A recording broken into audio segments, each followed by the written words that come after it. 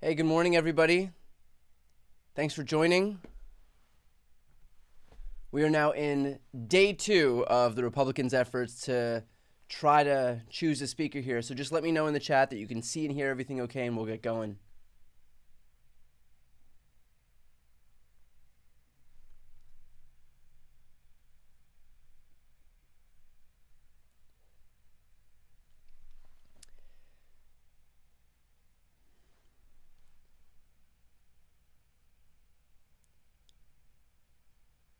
Okay, I think we're all good to go.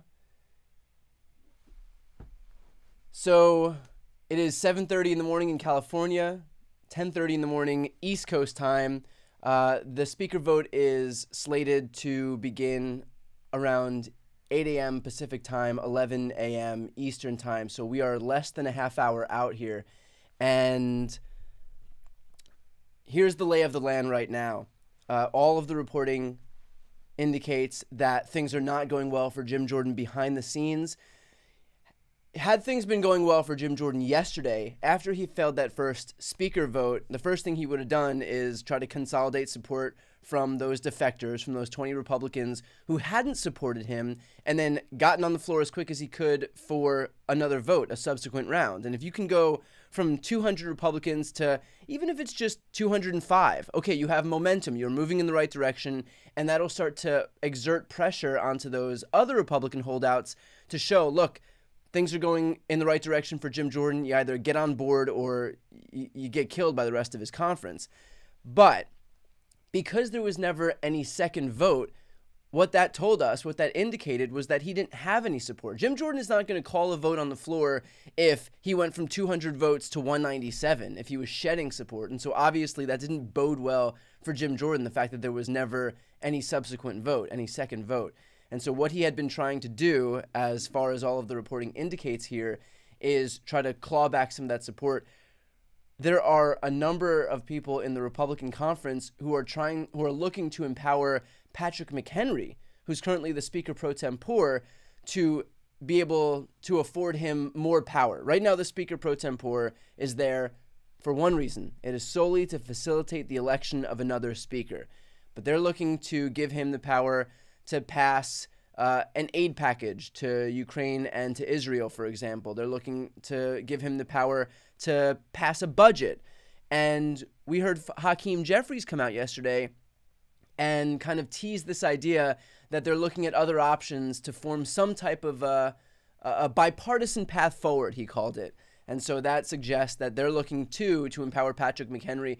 Is Patrick McHenry some moderate option here? No. I mean, there really aren't any moderate options within the Republican conference. But at a bare minimum, and this is with a huge grain of salt, at a bare minimum, he is not Jim Jordan, who is one of the most extreme members of the Republican conference. He has passed zero legislation during his time in Congress for almost 2 decades. He has introduced legislation, including some draconian legislation like a nationwide ban on abortion. And he's also best known for, well, not only helping Trump in his efforts to overturn the 2020 election, or attempting to overturn the 2020 election, but best known for a sexual abuse scandal wherein he tried to, wherein wrestlers had told him what was happening with the team doctor at OSU while he was his assistant coach, and he reportedly did nothing to help them. This was over 170 wrestlers who had come forward. So that's a little bit about Jim Jordan. That's what he's trying to stave off right now, this new little faction of what may very well be moderate Republicans, and again, I say that as generously as possible, moderate Republicans and Democrats who are looking to deprive Jim Jordan of the speakership in any way that they can. So that's where we're at right now. We will have an answer to all of this likely within the next 25 minutes or so.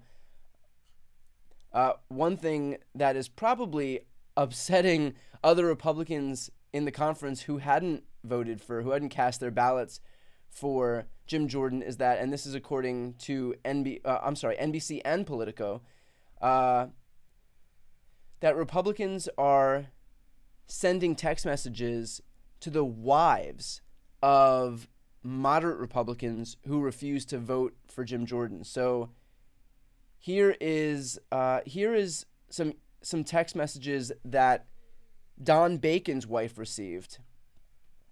Quote, "Talk to your husband and tell him to step up and be a leader and help the Republican Party get a speaker. There's too much going on in the world for all this going on in the Republican Party. You guys take 5 steps forward and then turn around and take 20 steps backwards. No wonder our party always ends up getting screwed over." This is to the wife of Don Bacon. Here's another one. "Why is your husband causing chaos by not supporting Jim Jordan? I thought he was a team player."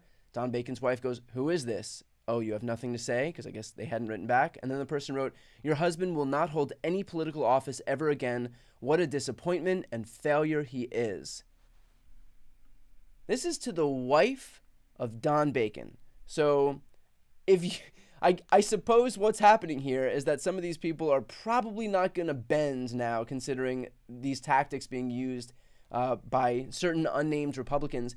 And there's also the Hannity of it all. Hannity's producers out there sending like low-key threatening emails to Republicans who hadn't come out to support Jim Jordan, to kind of put them on record and let them know that they would be getting a lot of undue attention if they didn't come around to support Jim Jordan. That was Sean Hannity. By the way, if anybody ever suggests that the Democrats, that mainstream media, NBC and ABC and CBS are like some liberal arms of the Democratic Party, while this is what's happening in the Republican Party, like, I'm sorry, but give me a break. And I'm tough on the mainstream media, but that is just next level propaganda. Next level. With that said, if anybody has questions, you can throw them in the chat and I will do my best to answer them. To be able to throw questions in the chat, all you have to do is subscribe to this channel. Subscribing also is a great way to help me and support my work and support these live streams, which I'll do at least for this speaker vote until we're done. So I'll be hosting these live streams. I think we went 6 or 7 hours yesterday, and for today we'll go as long as it takes. I'm hoping it doesn't take 6 or 7 hours because I tend to miss meals. But please subscribe to this channel and also throw some questions in the chat, and we'll jump on that as we await this second vote for speaker.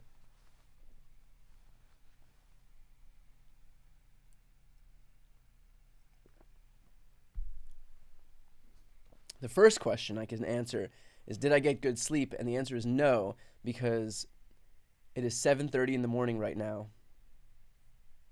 But that's okay. We'll make this happen. We'll make it work.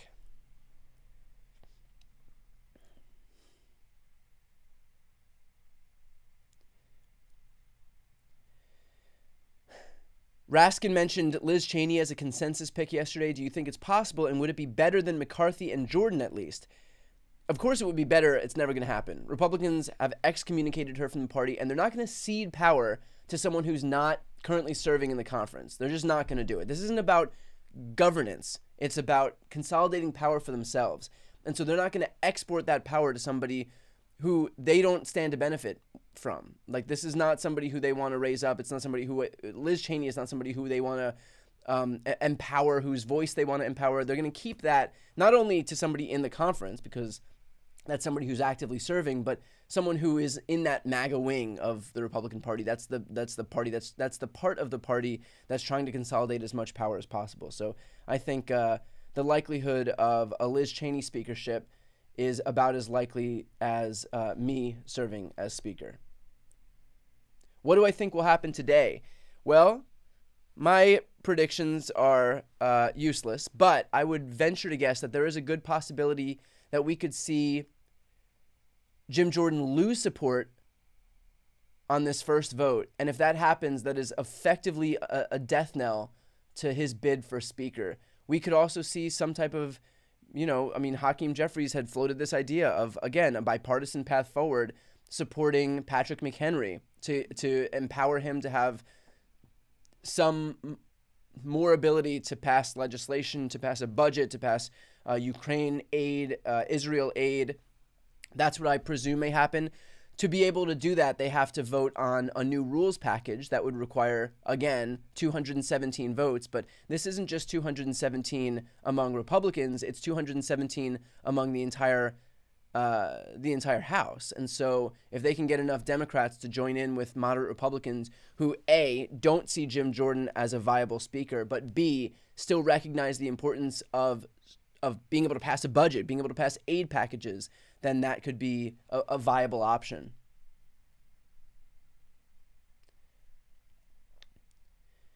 When does the voting start? Voting should start, well, the House should be gavelled into session in about 20 minutes, maybe less, and then voting should start. They'll do a quorum call to see how many people are present. If there's full attendance, I believe the threshold would be 218 votes. Don't quote me on that, but I'm pretty sure that it would be 218 votes. And then they'll do nominations for speaker. Republicans will nominate Jim Jordan. Democrats will nominate Hakeem Jeffries, and the voting will begin. And I believe that Jim Jordan can afford to lose 4 to 5 Republicans. That depends on how many people are actually present, and really the number we're looking for is fewer than 20 defections, because that really shows everything. I mean, momentum is everything here. So yesterday he got 200 votes. If we start seeing something in the ballpark of like 196, 197, and he's going in the wrong direction, it may be game over for Jim Jordan.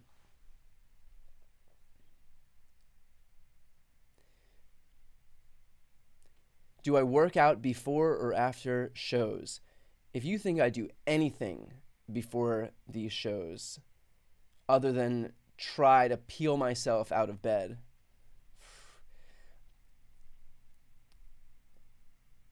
do I think Jim Jordan gains or loses votes today? If I had to guess, and again, this is not a prediction show, but if I had to guess, I would venture to guess that Jim Jordan may lose votes today. I think yesterday was a bad showing for him. I predicted between 5 and 10 defections. He ended up getting 20. So already he's starting from a pretty rough spot. And it's Jim Jordan. We're not talking about, like Kevin McCarthy, again, is probably the unilateral reason why Donald Trump was like brought back into the good graces of the Republican conference. He is as extreme as you could ask for in a speaker. Jim Jordan is more extreme than Kevin McCarthy. We are not talking about some moderate. We are talking about someone who will imbue these Republicans with a ton of baggage when they go back to their districts and seek to win in 2024. I mean, there are 18 Republicans currently sitting in Biden-won districts, and the last thing those people want to do is say, vote for me so that you can empower Jim Jordan as Speaker of the House in a district that voted for Biden by 14 points.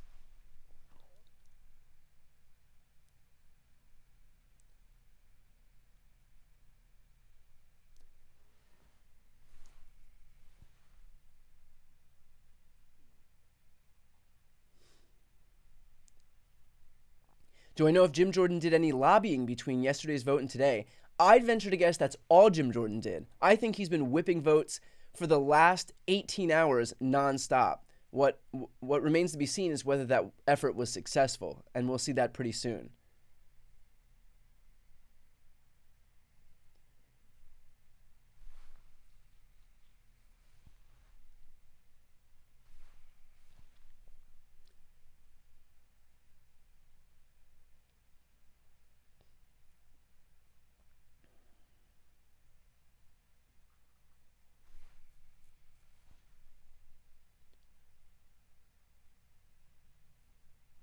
Again, if you have questions, you can throw them in the chat, and I'll do my best to answer them.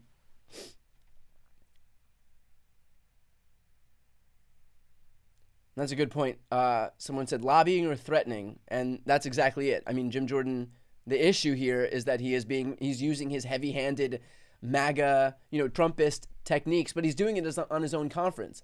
And these are the people who generally exert these pressure tactics. They don't want to be on the receiving end of them. And if you think that exerting, these pressure tactics on those people is going to help, I think we're finding out the answer to that right now.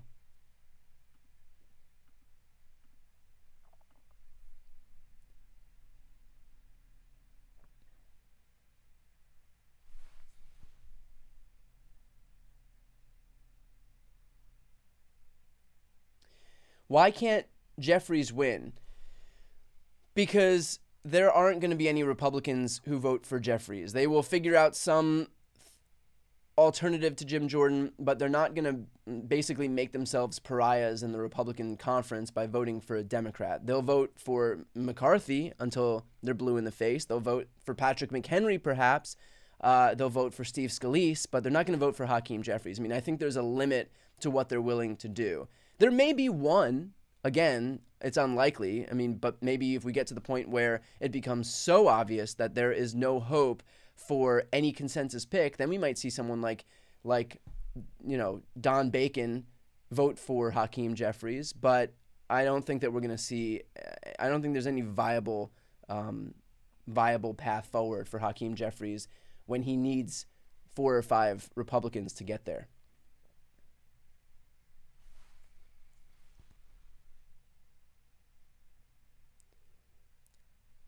And again, there was another question: will there be one Republican vote for Jeffries? Again, very unlikely, but that would be some major news. I mean, I wouldn't expect to see it on the second ballot, at least. Yes, there is a ton of chaos that we're witnessing right now, but again, I wouldn't expect to see this on the second ballot. I think that would be too soon. Maybe if we get, into the dozen ballot mark, then we might see some Republicans finally throw up their hands and say, look, we can't do this. We can't figure it out. I'm going to vote for Hakeem Jeffries if we can't figure it out on the next ballot.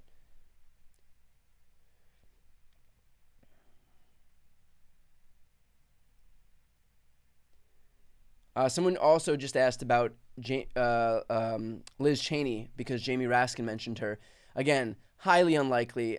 Look, I'm not going to say never because I don't know what's going to happen, but she's not even in the conference, and so I don't think Republicans are going to imbue power onto somebody who doesn't stand to benefit the rest of the party. Like, if it's Kevin McCarthy, he's serving right now, and he's gonna help the rest of the Republican conference. If it's Jim Jordan, he's serving right now. It's a means to a broader end, and so I just don't think that Liz Cheney would do. I mean, Liz Cheney is probably more critical of House Republicans than she is Democrats.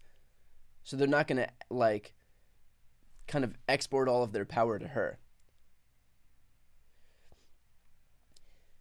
How can they elect McHenry without a speaker? I believe to be able to do that. I mean, that's a great question. I don't know. All of this is unprecedented. McHenry's only job here his only power is to facilitate the election of a new speaker. And I believe the full House would have to vote for a rules change, or a majority of the House, would have to vote for a rules change to be able to give the Speaker pro tempore limited powers. Maybe powers, I've seen reporting about the ability to be able to pass a budget, the ability to be able to pass limited aid or humanitarian packages. So, we'll see what happens on that front.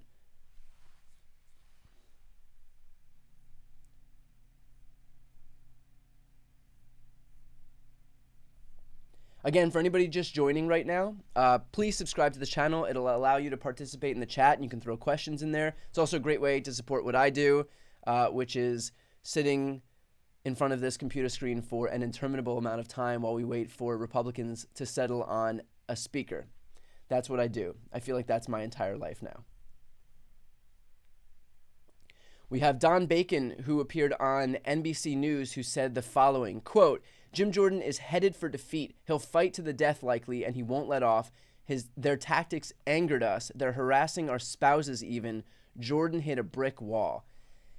And again, for those who hadn't seen when I explained this before, I just want to read some of the text messages that Don Bacon's wife received. Here are two texts that Don Bacon's wife received from Jim Jordan allies. Quote, this is not Don Bacon, it's his wife. Quote, "Talk to your husband and tell him to step up and be a leader and help the Republican Party get a speaker. There's too much going on in the world for all this going on in the Republican Party. You guys take 5 steps forward and then turn around and take 20 steps backwards. No wonder our party always ends up getting screwed." Here's another text message. "Why is your husband causing chaos by not supporting Jim Jordan? I thought he was a team player." And then Don Bacon's wife wrote, "Who is this?" No response. "Oh, so now you have nothing to say?" Then the person did respond and said, "Your husband will not hold any political office ever again. What a disappointment and failure he is." So that's what the spouses of Republicans are receiving. And of course, there's the pressure campaign that's being exerted by Sean Hannity. Hannity's producer is emailing different Republicans who hadn't come out in support of Jim Jordan and asking them why they're doing it, whether they're willing to defend their positions, whether they're going to take responsibility if Republicans lose, or for all the chaos that all the bad optics that are being shown onto the GOP right now. So there are some weird pressure tactics that the Republicans are exerting, that the Jim Jordan allies are exerting right now, and it doesn't seem to be super appreciated by the holdouts, and it doesn't seem like it's working in terms of flipping those people to Jim Jordan's support. So again, what happens in the next hour or so is going to be really telling, because what we're looking for here is to see whether Jim Jordan will receive more or less than the 200 votes from Republicans that he got yesterday. If it's more, even by a couple votes, then he's got the momentum. Then things are moving in the right direction, and he can continue to chip away at the holdouts. Maybe he gets 202, 203, 205. He can chip away at those last 11 or 12 holdouts that he'll need before he can actually become speaker. He doesn't need to get everybody. He can afford to lose 4 or 5 depending on how many people are present. But if it's going in the wrong direction, if he got 200 yesterday and it looks like he's going to get 195 today, then there may be no viable path forward if it looks like he's losing support, because clearly he wasn't able to use these last 18 hours to effectively whip any of those 20 holdouts. But if he starts losing people, then it may very well be game over. Jim Jordan just came out when he was in a scrum of reporters, and he was asked about a resolution to empower Patrick McHenry, the Speaker pro tempore, to be permanent acting speaker. And he said, quote, "I don't think that's the right way to go." What a shocker. "I don't think that's the right way to go. I think we should get a Republican speaker. I got 90% of the Republicans in the conference supporting me." Of course, what he didn't mention is that you need more than 90% of the Republicans in conference. And 90% of Republicans in conference isn't even half of the House. But of course, he'll figure out a way to frame it to make it look like he's the heir apparent in the Republican Party. It doesn't matter if he got 91.8%, 94%. Like, you need a majority. You need you need a majority of the House. That's it. You need 217 or 218, depending on how many people are present. And again, if he doesn't get those numbers that he needs, then it's not going to matter. It's not going to matter how close he was, because he's just not going to get there.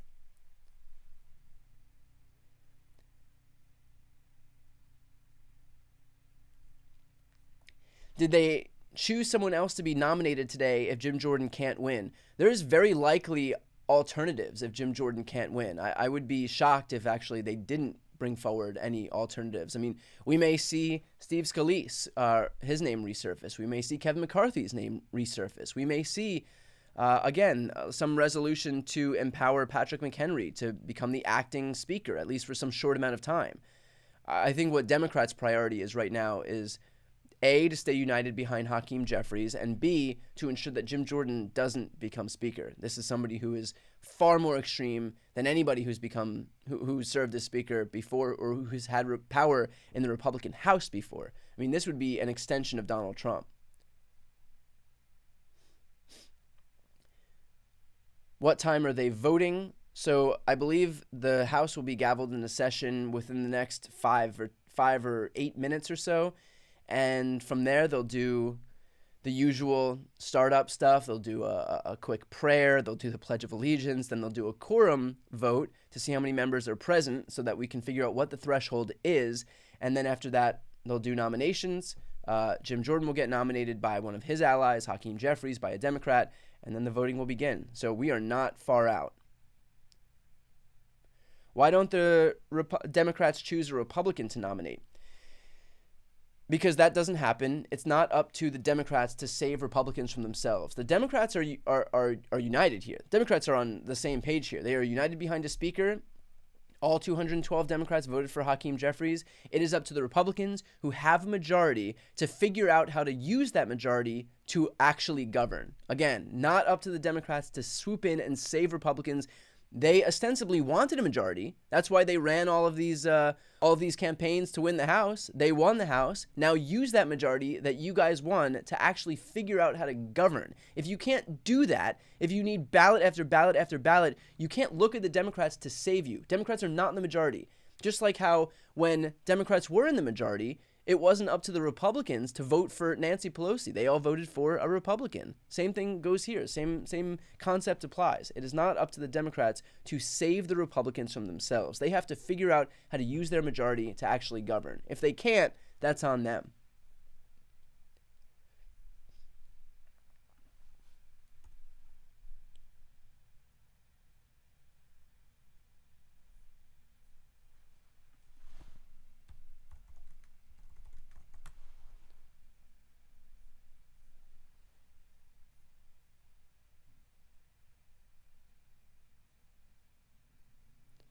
Give me one quick second, just seeing if we could find any information on when this is going to begin.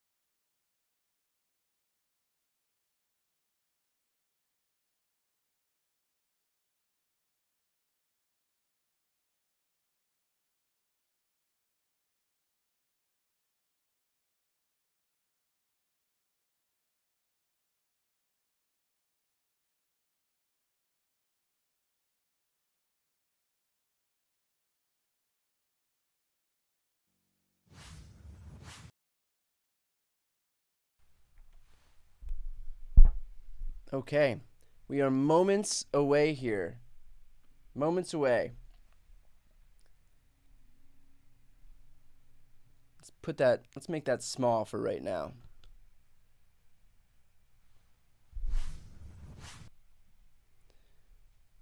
And obviously, as soon as we have some movement, as soon as people come into the chamber, then we'll switch over to a bigger screen.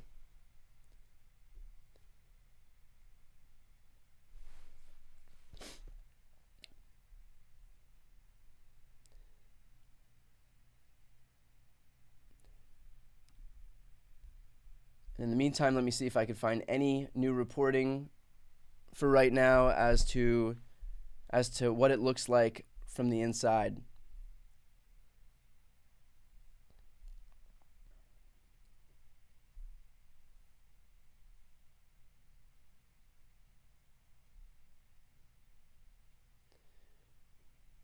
By the way, here's what Liz Cheney tweeted a couple of days ago, and this would probably answer the question about why Republicans aren't super excited about nominating someone like Liz Cheney to be Speaker of the House.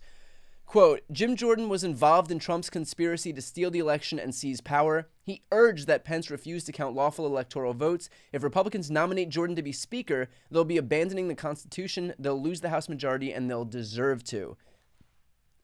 So all of those 200 Republicans who thought that Jim Jordan was palatable for them, do you think that they're going to vote for somebody like Liz Cheney who would just tweet something like that?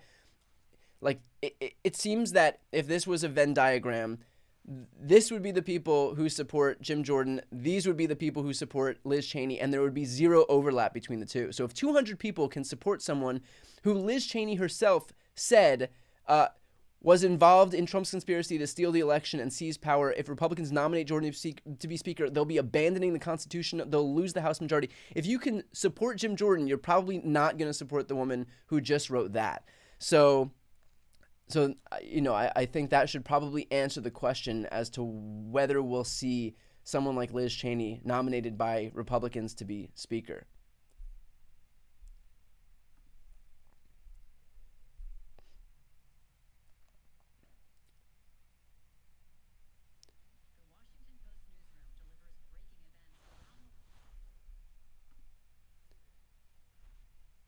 Okay. And you can see the feed has begun, so we should see members start filtering into the House chamber in just a few moments now. Again, for those who are just joining, thank you. I appreciate you joining this stream. We just did a little bit of a pre-show here to discuss what we can expect in today's vote. I'll do a very quick roundup, but real quick for those who are just joining, if you're not yet subscribed to this channel, please subscribe. It doesn't cost you anything, but it's the best way to support my work. It's also the best way to support these live streams. This way you can be notified as soon as I go live. And if we've learned anything from these speaker votes, they are long, and so I appreciate the support, whatever you guys can do.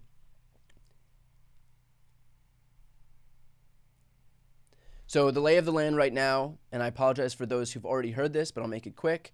What we can expect is for the House to begin. They'll do the nominations. Jim Jordan will be nominated. Hakeem Jeffries will be nominated. Every Democrat will vote for Hakeem Jeffries. Jim Jordan, the number that he has to exceed is 200. So he got 200 votes yesterday. And this is not to become Speaker. To become Speaker, he'll need either 217 or 218, depending on how many members are present.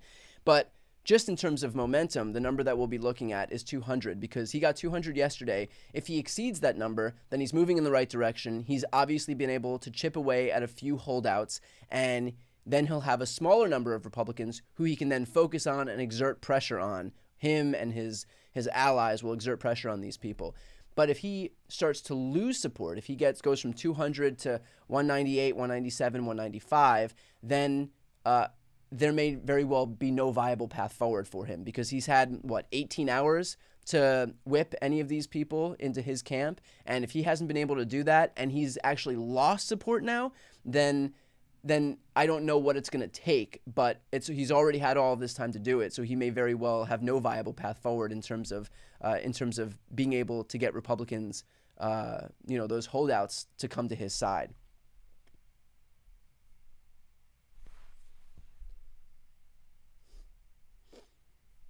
And obviously this goes without saying, but not exactly a great resume to become Speaker when you have been in Congress for almost 2 decades. You've failed to pass a single piece of legislation, but you have introduced legislation like a nationwide ban on abortion, which is popular with less than 30% of Americans. Of course, he assisted Donald Trump in his efforts to try and overturn the 2020 election. He's an insurrection sympathizer. And of course, he's best known for ignoring the sexual abuse of over 100 student athletes while he was an assistant wrestling coach at Ohio State University. So taken together, not exactly a home run resume for Jim Jordan, although given the fact that this is a party that also empowered someone like Dennis Hastert, maybe it is. Maybe this is exactly what the Republican conference was looking for.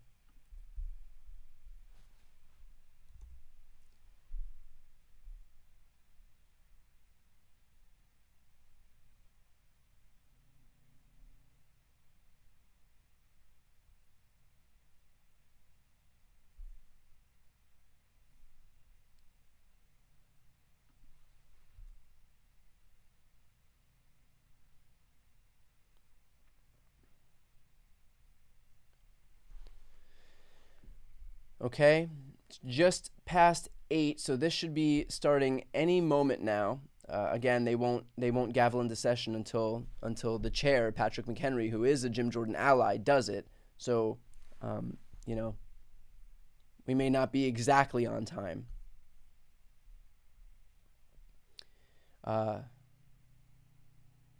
We do know that Mike Kelly, who is a relatively speaking moderate Republican from Pennsylvania, does have a resolution and is talking to the parliamentarian. The resolution is to elect McHenry as the Speaker pro tempore. To elect McHenry.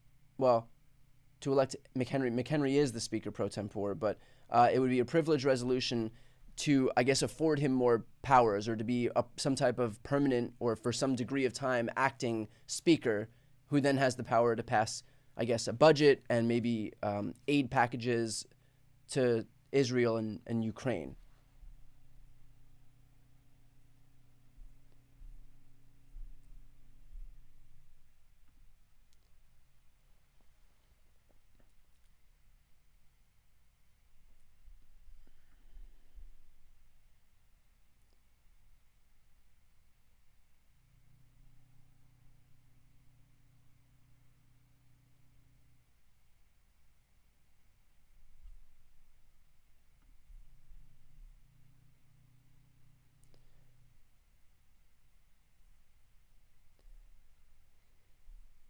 I would venture to guess that if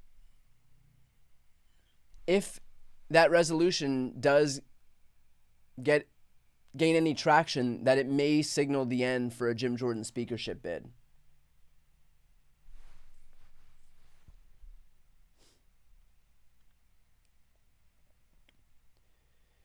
Okay, so this is according to a congressional reporter at The Hill. Jordan wants votes on his speaker nomination and the resolution to empower McHenry. Quote, I think we got to decide today, are we going to have a Republican speaker, or is the body going to adopt this resolution with the Speaker pro tempore? And I think both questions should be called. Let's get an answer. So you know that Jim Jordan said that through gritted teeth, because there is no way he wants that to be adopted. And even the way he framed it, do you want a Republican speaker, which is a message to his Republican colleagues in the House, as if Patrick McHenry isn't a Republican, but he wants this thing. He's going to call for it because there may be just too much pressure, and he may see that there's no viable path forward for him. And so he's framing it in such a way that would make it seem like, oh, this is what I want. But there is no way that Jim Jordan is happy with that. And again, there has been a lot of reporting, including from Jake Sherman at Punchbowl, that Jordan will lose ground in today's vote. So we'll see what happens. Again, if he goes from 200 yesterday to fewer than 200 today, I don't see how there's a viable path forward for him. He's had all of this time to whip votes, to try to claw back some of those Republicans who defected yesterday. If he can't get any and instead loses support, that may be the end for Jim Jordan.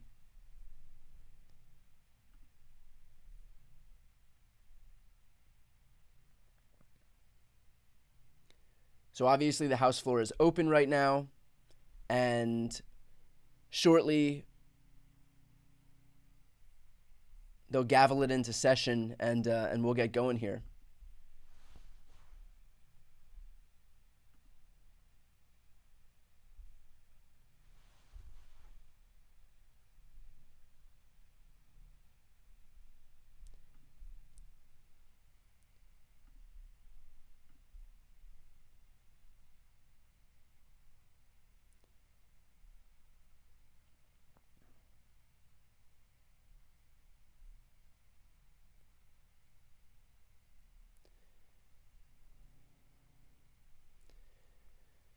Who is the most liberal or even moderate Republican congressman? Wouldn't the Democrats getting behind someone like that be a way to completely sideline the MAGA wing of the Republican Party?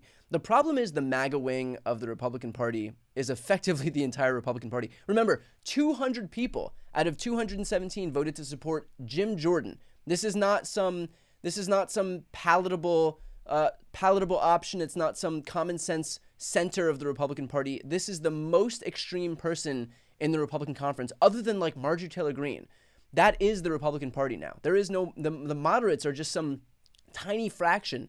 And those people, we may very well see some of those go back to Jim Jordan. Or the reason that they didn't vote for him on the first ballot was just so that they can go back to their districts and say, look, we needed some plausible deniability. We, of course, didn't vote for Jim Jordan on the first ballot, but, you know, when push came to shove, if it became obvious that it was going to be Jim Jordan, we had to fall in line. So, you know, there are 18 Republicans in Biden-won districts. Five of them voted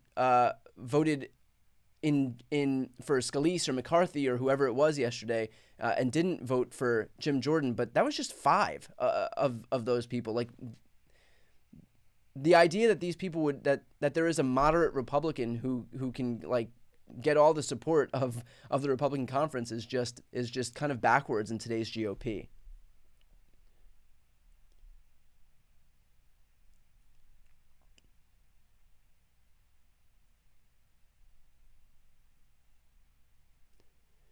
How many votes is needed in the House to pass the budget? So if they do some type of a privilege resolution, they'll need a majority. So either 217 or 218, depending on how many members are present. Let's see, we may have some audio here. Around one person, but that doesn't necessarily mean their passion for that one person will be something they can transmit to another. Okay, so right now they're doing the prayer. Probably don't need to subject everybody to the prayer and the pledge of allegiance, but it looks like they're getting started any moment now. Yeah, so Ryan in the chat just said that Raskin said they would support Romney or Cheney. Neither one of them are in the House conference. They're not going to empower some Republican who's not even among their active colleagues. And judging by the tweet that I read from Liz Cheney before, it seems like the last person they would support is Liz Cheney, who sounds a hell of a lot more like a Democrat than a Republican, especially a modern Republican.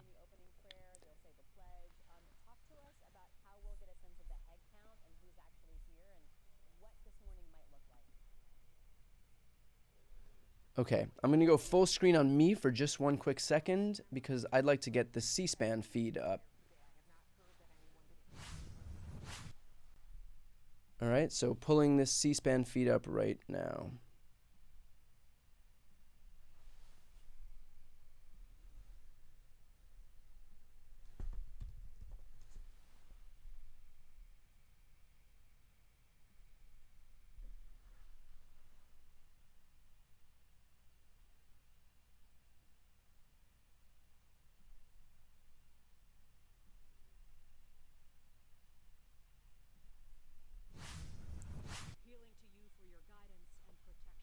Okay, looks like we are good to go on this feed. Thank you for your patience, and it's now just after 11 a.m. Eastern, 8 a.m. Pacific. We're getting going right here on what will be day 2 of Republicans' attempt to elect a speaker. Pursuant to Clause 1 of Rule 1, the journal stands approved. The Pledge of Allegiance will be led by the gentleman from Illinois, Mr. Bost. Allegiance to the flag of the United States of America and to the republic for which it stands, one nation. By the way, let me just say, I know how weird this looks for people who are not American, for non-Americans that we do this.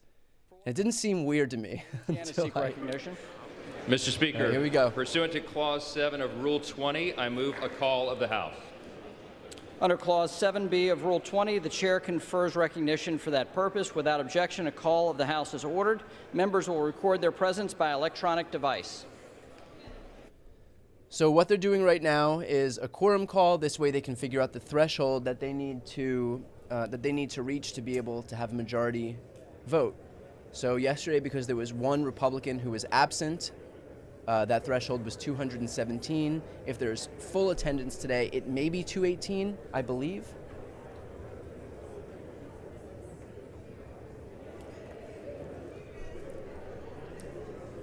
So this will take a little bit of time, about 15 minutes. Then the next thing that's going to happen is they'll call for nominations for Speaker. It'll be Jim Jordan, it'll be Hakeem Jeffries, and we may also, at the same time, see a resolution introduced to empower Patrick McHenry, who's the current Speaker pro tempore, to have some type of permanent status or to be able to be acting Speaker, who would have limited power to be able to maybe pass a budget, pass aid packages. So we'll see what happens. So the process if that resolution begins comes when to it the comes floor, to day 2 of this it'll be very idea interesting to see if what Democrats Speaker of the vote House for, will be elected and how in the much House of support it gets, Representatives, and the whether how process much starting support with Jim the Jordan call of the gets House. in terms of a difference from yesterday's vote to today. Thanks for having me, Pedro. So walk us through the beginning process, even the technicalities of a call for the House. Why is it part of the process? Yeah, I mean, establishing the attendance here is sort of key. I mean, it changes. Okay, so we've discussed all of this already moments ago. By the way, thank you everybody for joining. I appreciate it. I know there are a lot of places that you can use this. I'll try to hopefully give enough commentary so that it'll be helpful in terms of moving forward. I obviously have a full list of everybody who voted against Jim Jordan yesterday, so it'll be interesting to see if we add to that list or if that list gets chipped away at. And of course, now we'll see what happens in terms of the addition of this resolution.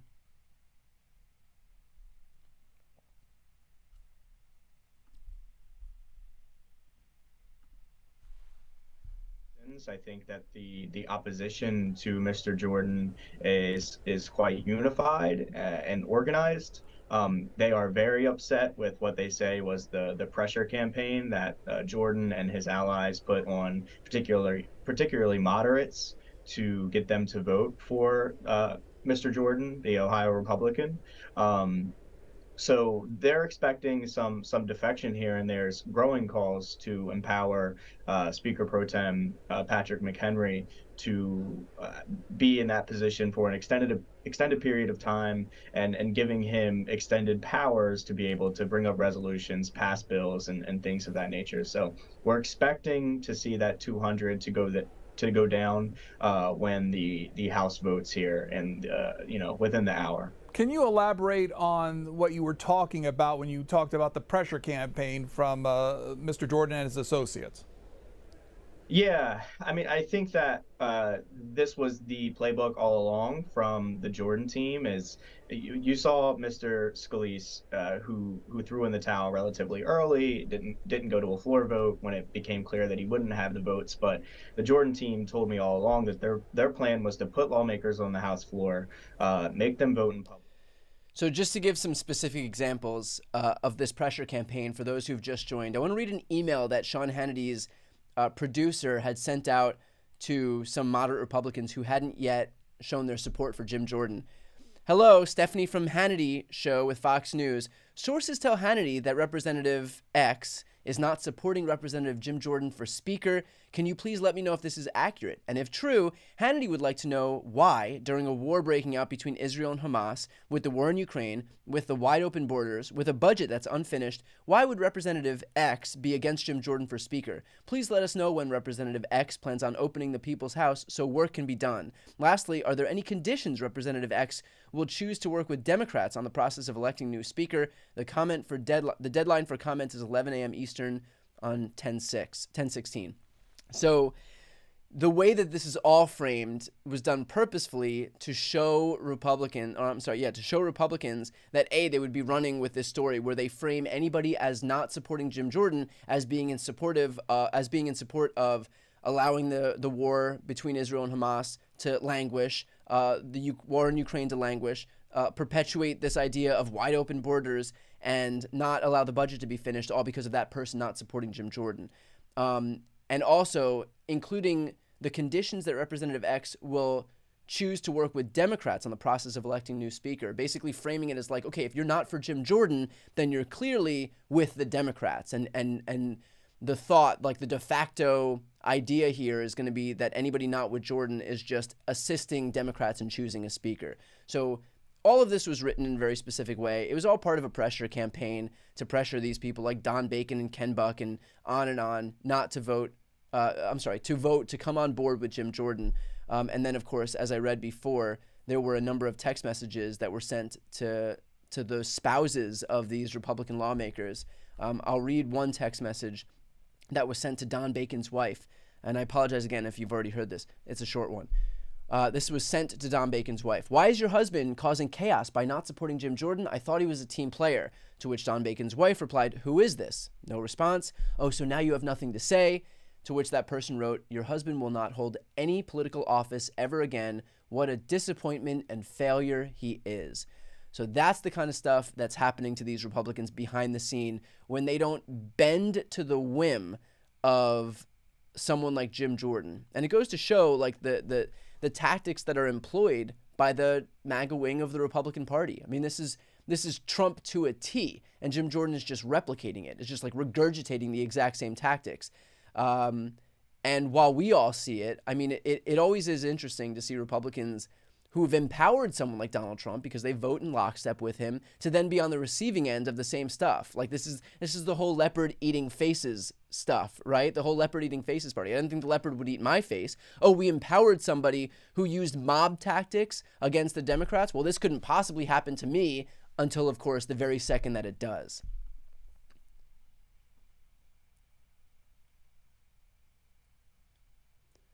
So again, we have less than 10 minutes here in the quorum call. For those wondering, the quorum call is to establish that there is full attendance in the House with all 433 members present. I believe the number will still be 217. So that's the number that Jim Jordan is going to have to hit, or anybody's going to have to hit to become speaker here. Again, we do not expect that Jim Jordan, it's looking like all of the reporting indicates that Jim Jordan will go backwards today in terms of the numbers that he needs to hit. Yesterday, he hit 200. Even if he were to come forward and hit, 205, 203, that's still him moving in the right direction. And that would show that, okay, he was able to successfully pick off some of those holdouts. And now the job is just to dig in and continue to work on more of those holdouts. But if he goes in the wrong direction, if he starts getting, in the 190s, then it does not look like Jim Jordan is going to have what it takes to actually be elected speaker.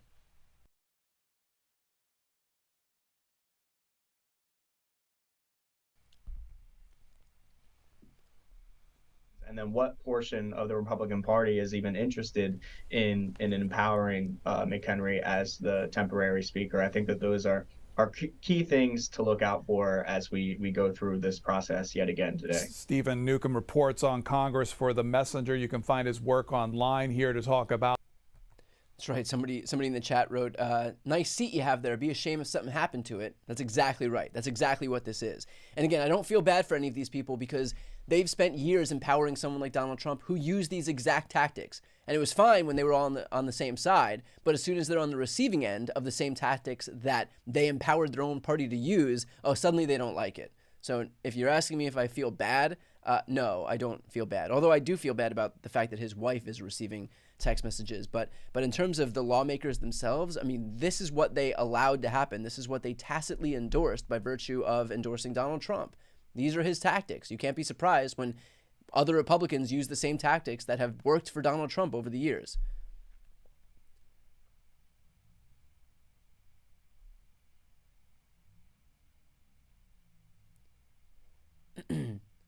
Someone asked, what are the sources that suggest Jordan might lose more votes today? I believe Punchbowl News and Punchbowl News was the one that I was referring to, although it would be difficult to find it right now. But almost positive Punchbowl News was who came out and said that they expect Jim Jordan to lose votes today. Again, we are about 5 minutes away from this quorum call ending. And what will happen next is they'll do a nomination call. Jim Jordan will be nominated. Hakeem Jeffries will be nominated. And maybe at the same time, we'll see a resolution to empower Patrick McHenry, who's the current Speaker pro tempore, to be some type of permanent acting speaker who would have the ability to be able to pass a budget and offer aid packages and whatever else the House is looking to do. They'll probably, if this were to happen, they would probably establish specific rules as to what Patrick McHenry would be empowered to do, because he would just be acting speaker. And I don't believe this has ever happened before. I think this would all be completely new. In fact, I believe the speaker pro tempore position was created like after 9/11, just to make sure that we had a process in place in the event that something happened to the speaker, to be able to elect a new speaker, so that it wasn't just chaos, that there is some process in place to facilitate the election of a new speaker.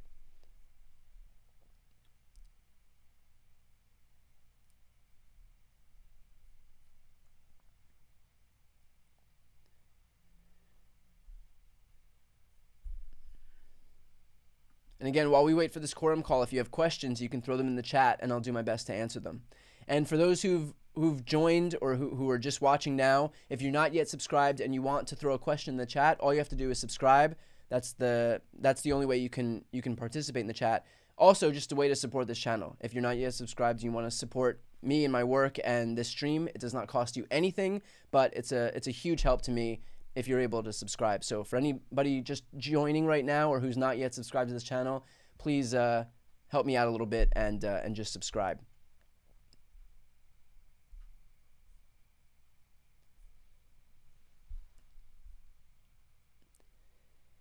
How many Republicans need to be absent for Jeffries to win? So this could happen one of two ways.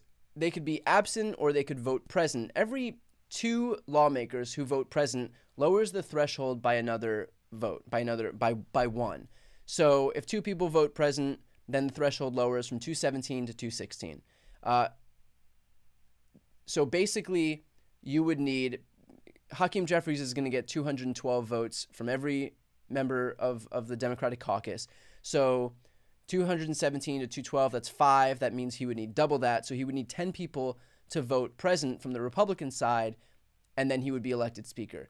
That's not going to happen. You know, these Republicans are not going to just basically vote present. They're gonna vote for somebody in the Republican conference. But that's what would need to happen.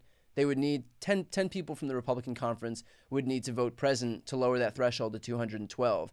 And Jim Jordan would need to get fewer than 212 votes so that Hakeem Jeffries could get there first. So if Jim Jordan has 200 votes and Hakeem Jeffries has 212, and there's enough people vote present, as soon as they hit that 212 threshold and Hakeem Jeffries gets it, he would be elected speaker. Again, I wouldn't spend too much time on that scenario because it's very, very unlikely to happen.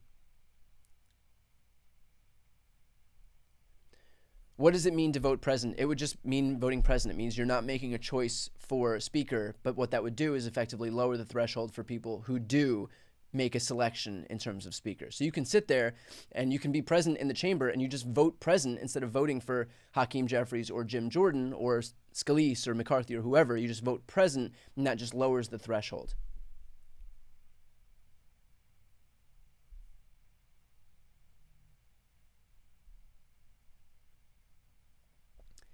Is it anonymous? No, this is not anonymous. That's the benefit of doing this on a full House vote.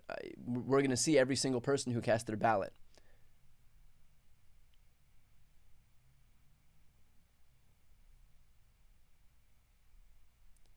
Again, if you have questions, just throw them in the chat. I'll do my best to answer them. So for those asking what NV is, that's right here on this screen. It's who hasn't voted yet, not voting. So everybody's going to vote present right now because this is a quorum call. This is basically an attendance call. Right now, there are 355 members who voted present. We're still waiting on 76, 75 members who haven't voted yet. But at the end of this, it'll probably be 0 who haven't voted and a full 433 members of the House.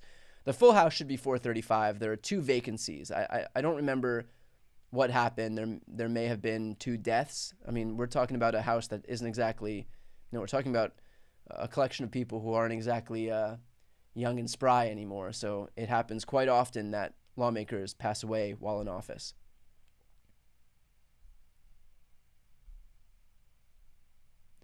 If it were a private vote, do you think Republicans would vote for Jeffries? Perhaps a couple, but perhaps a couple. We might get the Ken Bucks and Don Bacons, but generally, even amid the chaos and dysfunction of the Republican conference, very unlikely that any of them would want to kind of export power to the other party. It's just kind of antithetical to the entire point of Republicans working for a majority, which they finally have.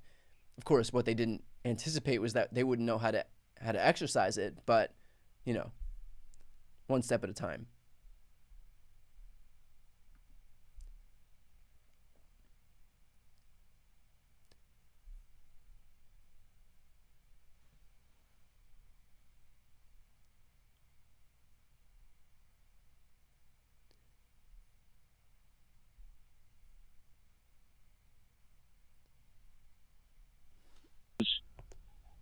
And vote. If it's not Jordan, let's get it together and vote somebody as Speaker of the House. Too much stuff. Okay. That was a call from like a live C-SPAN call. Probably don't need to air that. So the quorum call is done. This usually happens where it takes a little bit longer as lawmakers work their way through the halls of Congress to get to the floor of the House. So it'll happen in the next probably 5 minutes or so that everybody will have voted. And then we can begin. But for anybody who's tuning in right now, make sure to stay here because we are only minutes away from this vote actually beginning in earnest.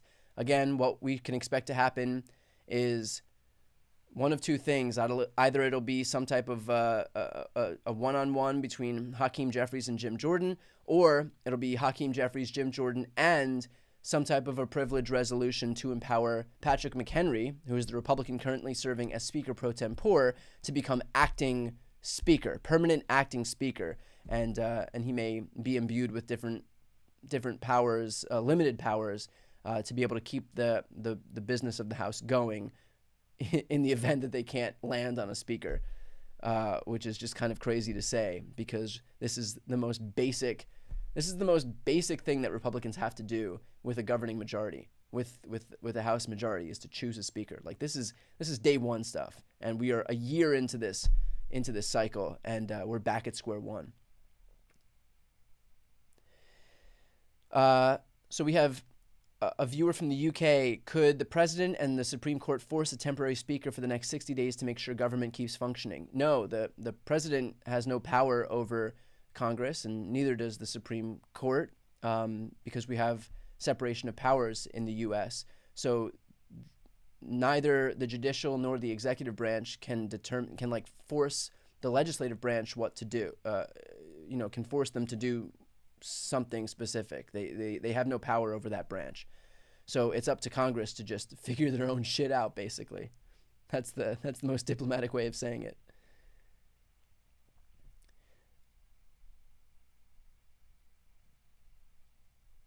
Can the Speaker refuse to certify the presidential election? I mean, the Speaker would have sway over what happens. I don't know specifically. I mean, all of this is unprecedented. That would be a good question for me to ask Jamie Raskin, which I'm working on setting up an interview with, and that would be a great question. Can the Speaker refuse to certify the presidential election?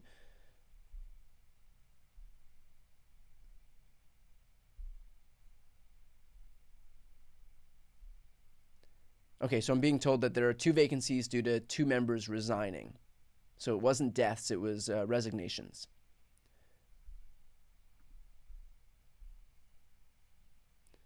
Okay, we're down to just 20 members who haven't made their way to the floor yet. Again, that number will continue to whittle down. Another question: how dysfunctional is the Republican Party if they have to appoint a permanent temporary Speaker? I think that question is also the answer. Yeah, I mean, it's just completely steeped in dysfunction. I mean, again, this is day one stuff. When the Democrats took power in the House last cycle, day one, choose a Speaker, Nancy Pelosi, vote on her, got a full vote, move forward. Like this is basic stuff. This is like nothing. And yet the fact that Republicans can't get us there is a testament to just how dysfunctional they are and how incapable of governing. Like, this isn't a party that's meant to be in a majority. This is a party that is meant to be in the minority. They're not looking to govern. They're not looking to pass anything. The chaos for them is the point. Their goal here is to basically show that government can't work. And then they can point to the fact that government can't work, so that when they go to their districts and they say, look, we need to shrink government. We told you government can't work. Look at all this dysfunction that's happening in the House right now. What they're not telling you is that the reason it's dysfunctional is because they're making it dysfunctional. Like, they're basically breaking it and then pointing to the thing that they broke as evidence that government can't work. But what they're not telling their own voters, their own constituents, is that the only reason it's broken is because of them. The flip side of that being, when Democrats had full control of government in the first 2 years of Biden's term, they were able to not only fulfill the Herculean task of electing a speaker, they were also able to pass the American Rescue Plan, the Inflation Reduction Act, the CHIPS Act, the PACT Act, the Infrastructure Law, the bipartisan gun package, reauthorize the Violence Against Women Act, codify marriage equality into federal law, and in doing so, oversee the addition of 14 million jobs and bring the unemployment rate down to a 50-year low. That's what happens when government is led by people who actually believe in the fundamental purpose of government. But that's not what the Republicans do. They think that government should not exist. And so they do everything they can to break it so that they can point to the thing that they just broke as evidence that it can't work. But it's completely backwards, and it's completely unsupported by the facts of what just happened only 2 years ago. So that's my rant as we wait for these last 6 or 7 members to make their way to the floor. I'm vamping as much as I can while we wait for these people to finally make their way 20 minutes after the quorum call to the House chamber.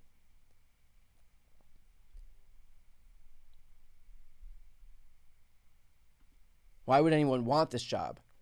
I agree. People ask me if I would run for office. Definitely not. I don't think any of these jobs look fun. But yes, herding alley cats does seem like an accurate way to put this. I've said trying to line up cats for a photo.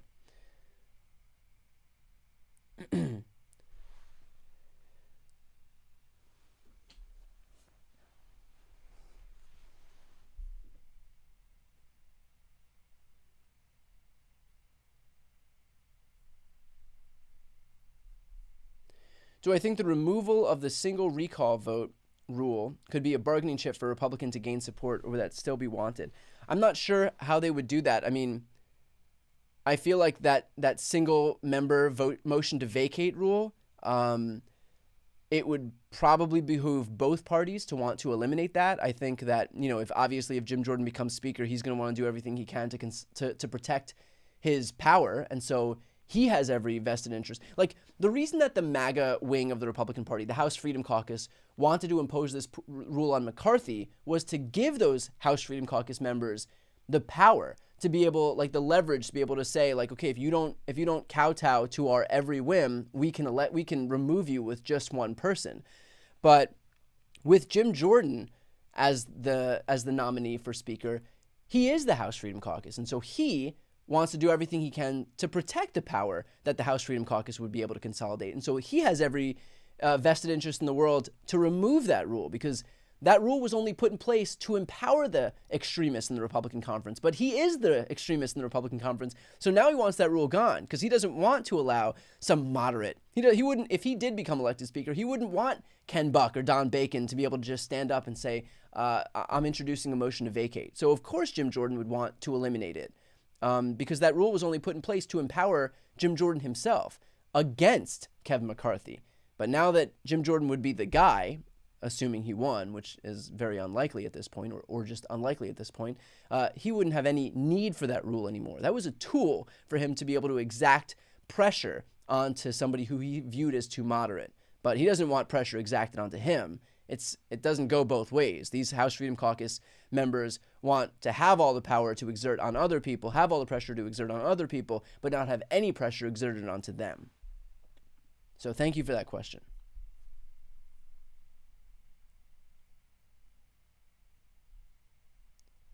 And by the way, thank you to those of you who have purchased memberships or who have donated or contributed using super chats. I appreciate it. Really the best way to support my channel, I very much appreciate that. For those watching, the best way to support my channel is to subscribe, and that doesn't cost anything, but I would definitely appreciate it. So just hit the subscribe button. It'll also allow you to participate in the chat if you're subscribed.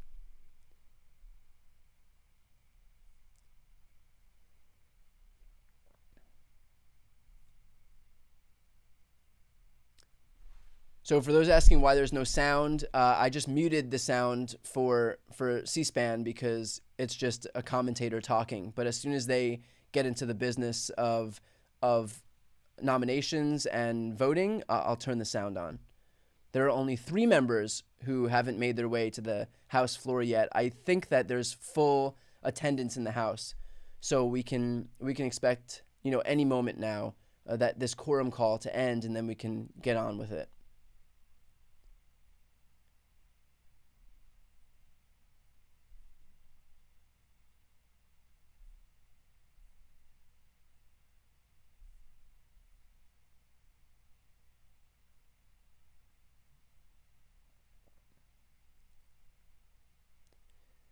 What could Jim Jordan do as Speaker realistically that's worse than McCarthy?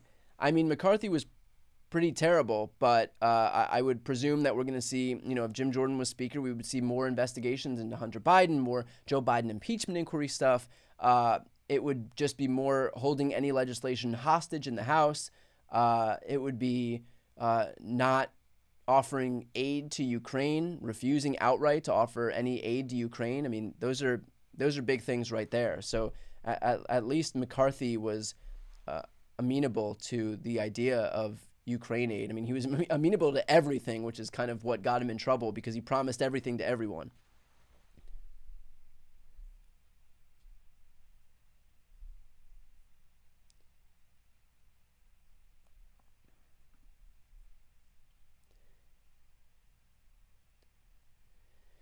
And this is a question that I get a lot, but I'll answer it right now because there's a lot more people watching than had been watching prior. If the Republicans prove they can't elect a speaker on their own, wouldn't it make sense for a few of them in blue districts to vote for Jeffries or a moderate Republican? So in terms of a few moderate Republicans voting for Hakeem Jeffries, I just don't think it's going to happen. I think that they will vote for somebody who they perceive as a moderate Republican, but they're not going to imbue the other party, the minority party, with power. It's just unlikely to happen.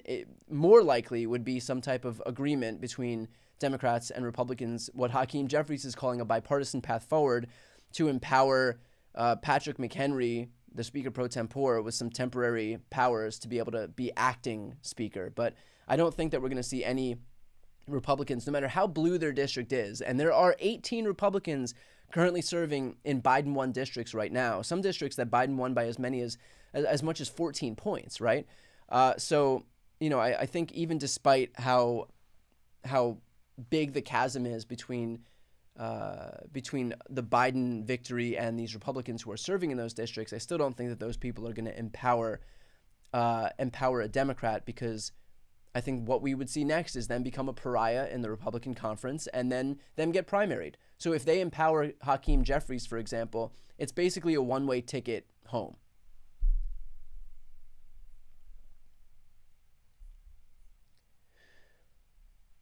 What are the odds that this Congress passes meaningful legislation outside of budgetary requirements so inept and embarrassing to the world? The odds ain't good. We might see some resolutions for humanitarian aid. I think that would be it. I think if you look at what the Republicans have been focused on this conference, otherwise it's been like bills about gas stoves. Like, it's just nonsense. It's just messaging bills so that they can go on Fox News that night and have their 5-minute cable hit that they're so desperate for. None of these people are actually looking to help any of their constituents. They want to build their brands. They want to become famous. They want followers on social media. They want to be able to fundraise off of something. So they want to be able to say, look, I introduced a bill to protect our precious gas stoves from the evil Democrats who are trying to take all our stoves away. Send me your money now. And it's gonna and they'll just fundraise that way. That's what this is for them. There is no more governing happening. It's the stuff that we'll see some budgetary stuff because they don't want the government to shut down, because they think that would endanger their power, and that's first and foremost for them. And of course, there is some bipartisan stuff when it comes to international affairs, but that's it. I mean, in terms of legislation that can be passed to actually help Americans, there's not going to be anything. I mean, we're talking about the Inflation Reduction Act capped out-of-pocket costs for seniors for healthcare costs at $2,000 a year and brought insulin down to $35 a month for Medicare recipients. There is not a single Republican who lives in a single red district where that's not popular, and yet not a single Republican voted for it. They do not care about what is popular. They don't care about what will help people. They don't care about what's going to help their own constituents or their own districts or their own states. It is about messaging, becoming famous, gaining social media followers, and being able to fundraise off of their messaging bills. That's all they care about.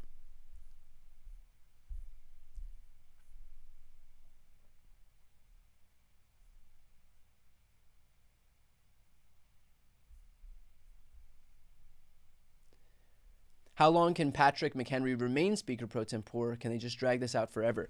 I believe so. I mean, at least until the next election. The only thing the Speaker pro tempore has the ability to do right now is to facilitate the election of a new speaker. But if there's no speaker, then he would just remain Speaker pro temp. So, I mean, given their dysfunction, we may very well see a full term of a Speaker pro tempore. We'll see what happens. And yes, we have one person who hasn't yet voted. So we are seconds away, I hope, seconds away from this thing getting started in earnest. I'm not sure who the Democrat is, but man.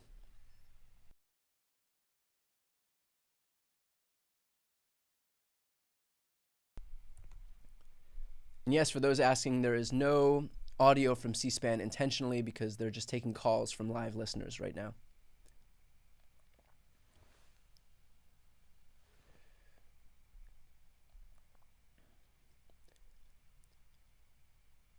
Is there any Republican in Congress who hasn't been compromised by MAGA madness?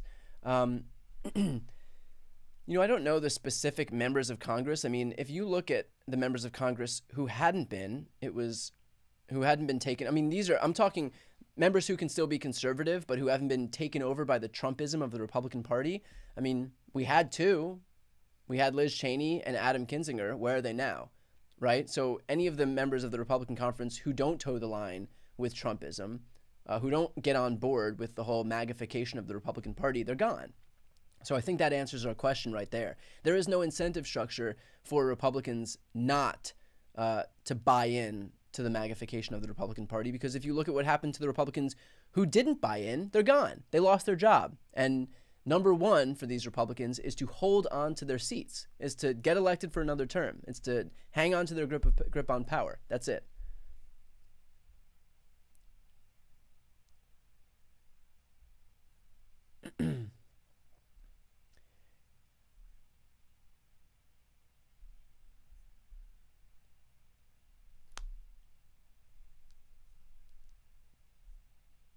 Somebody asked, who's the best person to actually get this job?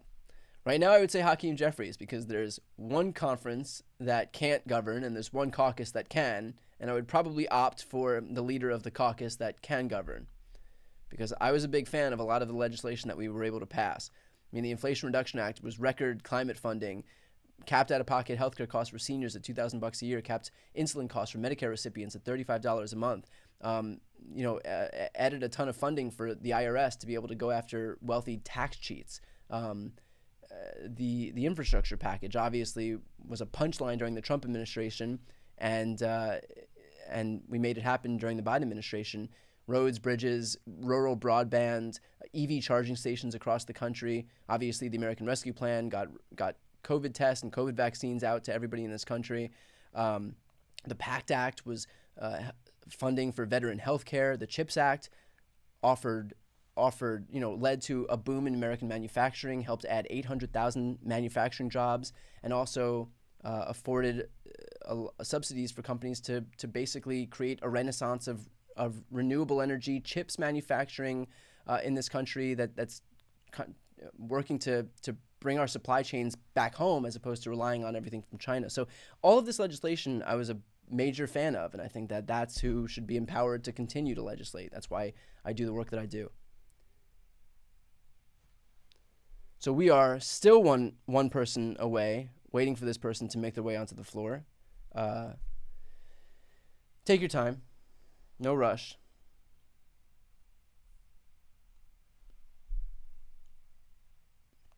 We don't know who the missing Democrat is. Let me see if I can find out who the missing Democrat is, so I can get Hannity's producer to start exerting some pressure.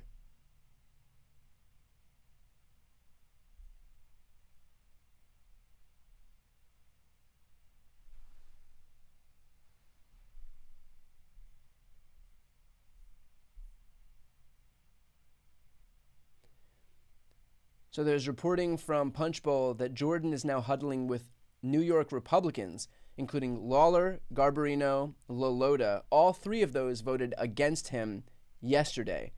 So maybe he's still trying to whip some votes in his favor. I mean, he's going to do everything he can.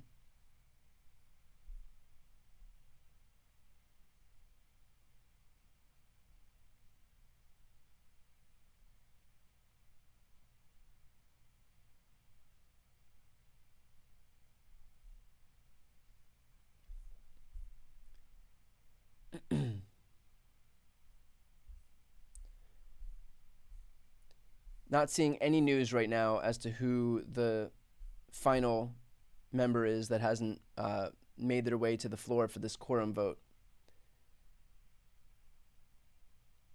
So, but there is more reporting that A, Jim Jordan is speaking with Patrick McHenry right now, and B, that Mike Kelly has approached McHenry. Kelly is the person in the Republican conference who has the resolution to empower Patrick McHenry to be a permanent acting speaker, or to be a speaker for a short period of time. I don't know what the time period is going to be right now for this resolution, but it may be 30 days, 60 days, 90 days, maybe give Republicans more time to figure it out, to figure out a permanent speaker behind the scenes, because God knows that the optics of what's happening right now don't help them.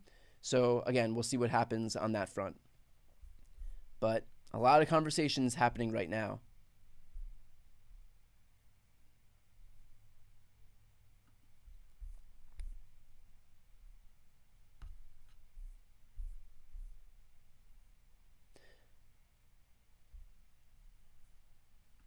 Very curious as to who that last Democrat is. In any case, if you have more questions, just throw them in the chat and I'll do my best to answer them.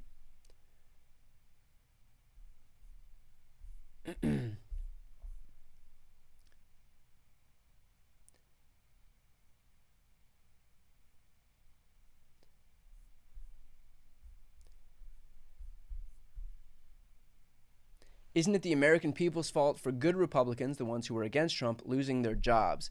Well, it's the Republicans' fault for opting in those primaries to vote for somebody who is, more aligned with Donald Trump than who defers to the Constitution. So, I think we've seen what the Republican primary voters want, and it's not people like Liz Cheney and Adam Kinzinger. That's why both of them opted to leave. I think Liz Cheney lost her primary, and I think Adam Kinzinger just resigned. But yeah, there is no room in the Republican conference for people like that, or in the Republican Party more broadly.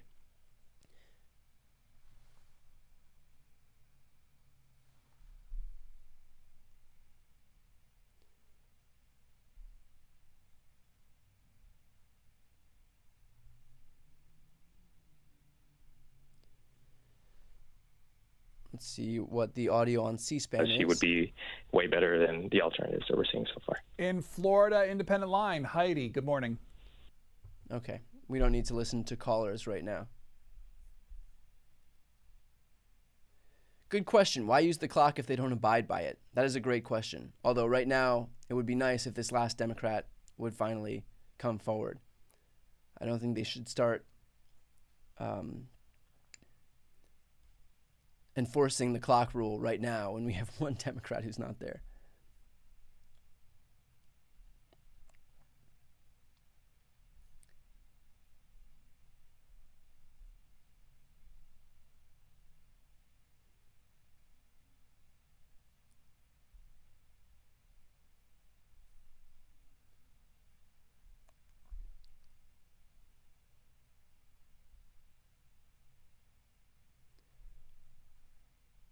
I know there have been a number of people who've asked about David Pakman's account. I know he had 2 strikes put on by Fox, which I think is kind of insane, because the whole point of live streaming debates are a public service, and the fact that he would do those, just like I would do them, is monumentally important for people to be able to see who the candidates are. I spoke with David yesterday, and obviously if there's anything I can do to help him, I would love to have David on my channel. Or whatever he needs, but I've been in touch with him throughout this whole process, and I think it's kind of crazy that they've attacked his channel for the crime of airing debates, like offering commentary during debates, which is monumentally important.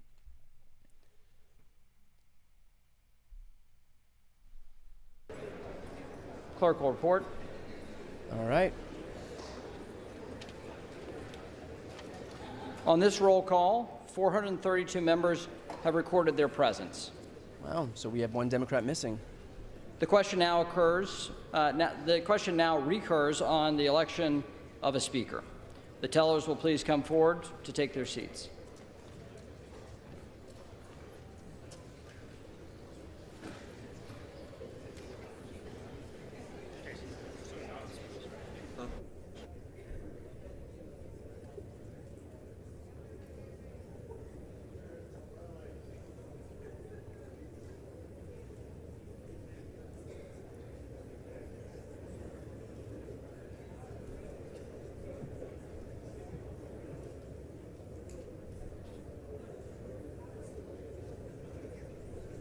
So what will happen now is members will nominate Jim Jordan and Hakeem Jeffries. We may see a resolution to empower Patrick McHenry. Again, thank you to everybody who's joined. If you're not yet subscribed, please support this live stream and this channel by subscribing. I'd appreciate it. If the tellers will please come forward and take their seats. Tellers.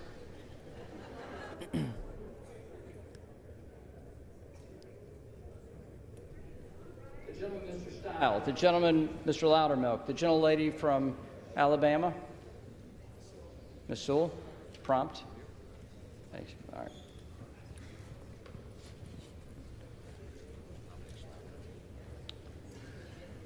The nominations are now in order. The chair recognizes the gentleman from Oklahoma, Mr. Cohen.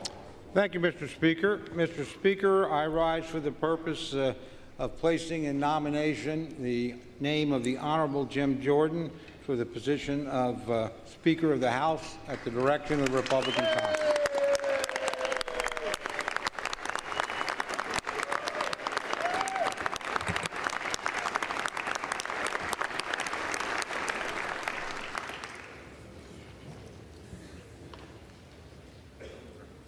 Gentleman's recognized. Thank you very much, Mr. Speaker.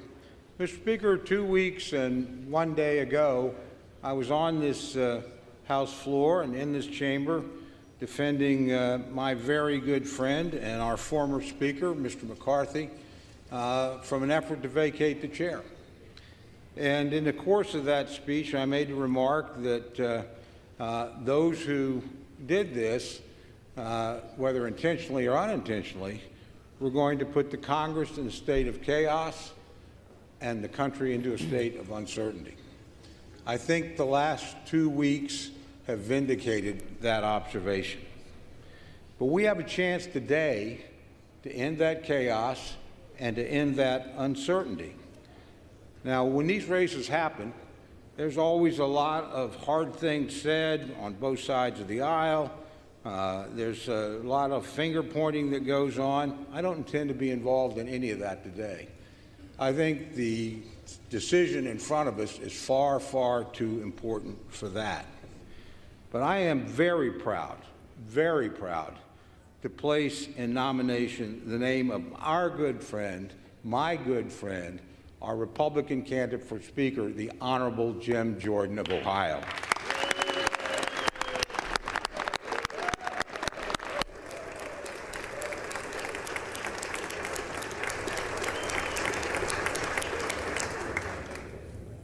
I've had the privilege of knowing Jim Jordan for a long time. I've been in Congress for a long time. All right. So for his entire period in the House, I've had the honor of serving with my friend. Now, my friend is not exactly a shrinking violet. You don't win national championships in college. You don't come to this floor with a sincere set of beliefs and a desire to make a change and be shy about it. And my friend is not a shy person. But I've learned some things about him over the years. He is a person of absolute personal integrity. I have never once had to question something that he told me. He's an honorable man. Also, I think we all know he's a pretty direct man, too. I don't think anybody in here on any issue of any... Except when you ask him about that Ohio State scandal. Not so direct is then. going to stand. He doesn't deceive. He doesn't dissemble. He simply tells you straight up, this is what I believe, this is why I think it's the right thing to do for the country, and that's what I'm going to try and accomplish, and I'm going to work with you in any way that I can to do it. Now, the other thing I think we've found in the last couple of weeks is what it takes to be a speaker. And the one thing I know, never having been one and never having aspired to be one, that it takes a spine of steel to do this job. My friend has that kind of determination, has that kind of character, has that kind of spine. And I think the next speaker is going to need that quality, and I know my friend has it in great abundance. Now, if you're a Republican, it ought to be a pretty easy decision, my friends.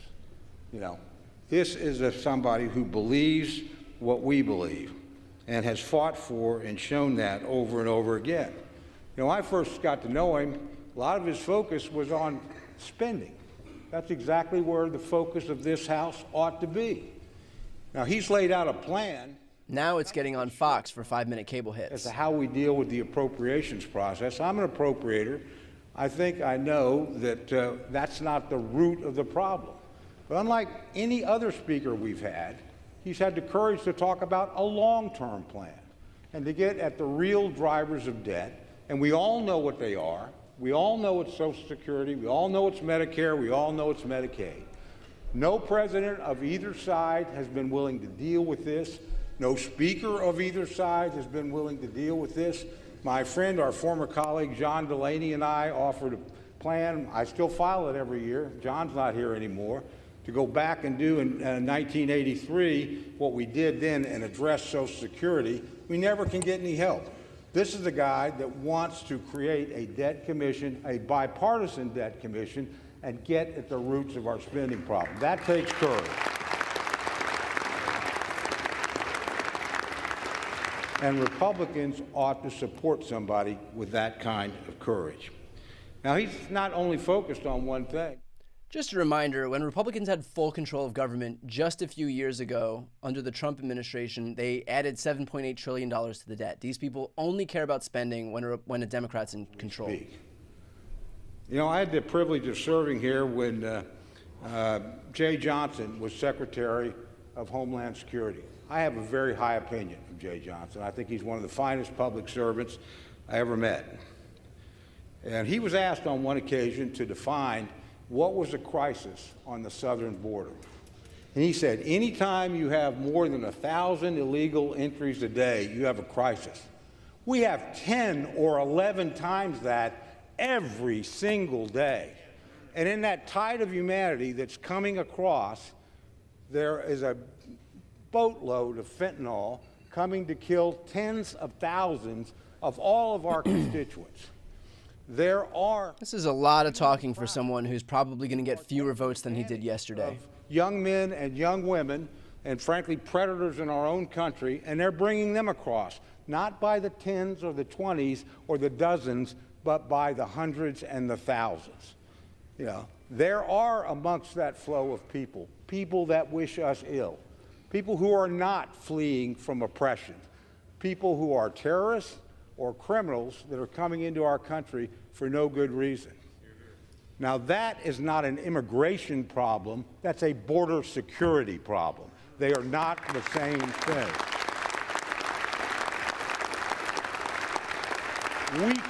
We can debate immigration. That's a worthy debate. We should never have to debate border security. Nobody's highlighted that issue like my friend Jim Jordan. Nobody's done more as a committee chairman to move legislation that would meaningfully deal with this problem.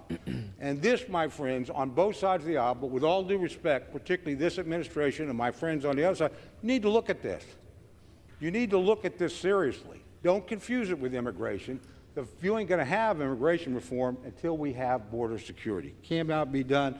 This has been the #1 champion of that. It's one of the #1 issues that we have. Finally, I want to talk about something that can bring us together. There are a lot of things we disagree on, legitimately so. Most of us do not disagree about the security of the state of Israel. All of us.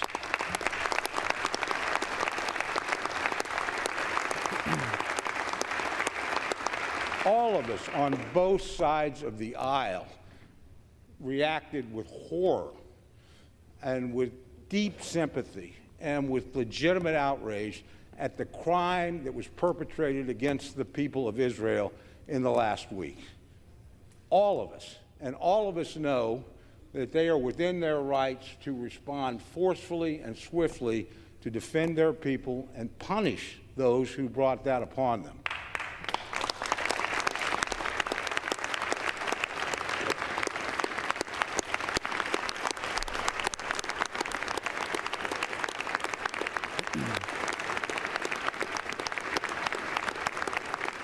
I feel like politicians like this could just talk until their voice literally goes out. Like this guy, if there was no limit to how long he could talk, we would be here for the rest of time. In a moment of crisis, and we are in a moment of crisis, we should come together and act.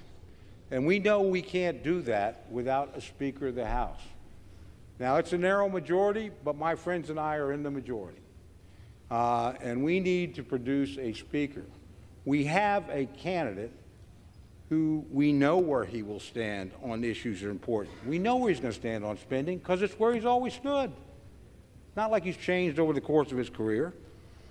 I know what he's going to do on the border. I've read H.R. 2. I've seen what his committee produced.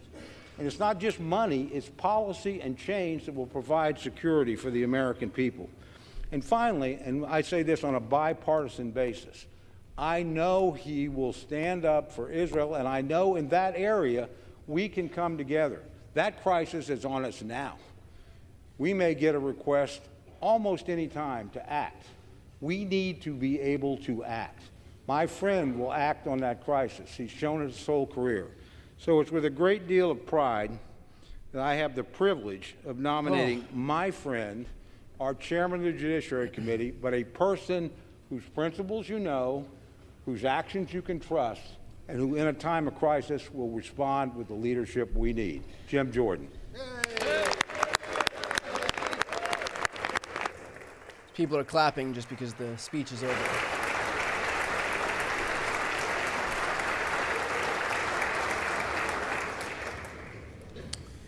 The chair now recognizes the gentleman from California, Mr. Aguilar. Mr. Speaker Pro Tem, I rise today at the direction of the House Democratic Caucus to place into nomination for the position of Speaker of the House of Representatives, the Honorable Hakeem Jeffries of New York.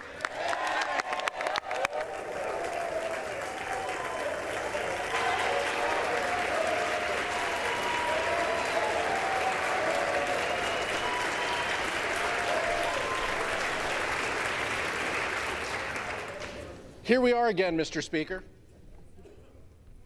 And I promise to make these speeches shorter if we get closer to a compromise, but I'm not certain that that's going to happen at this moment. While the Republican candidate for Speaker is making late-night backroom deals to secure the gavel, Leader Jeffries has once again extended the hand of bipartisanship for a path forward. One thing was very clear yesterday: the vote total, 220, 212 to 200. The People's House has spoken, and Leader Jeffries has the support to be Speaker that this country needs.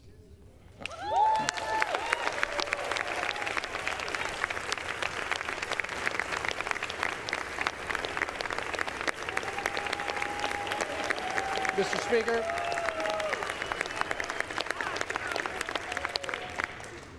$212 to 200.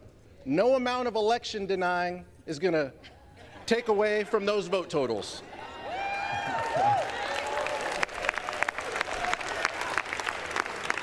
We shouldn't, Mr. Speaker Pro Tem, we shouldn't be surprised at the vote count. I noted yesterday the legislative acumen of the gentleman from Ohio. Would it surprise anyone that in addition to not passing a single piece of legislation,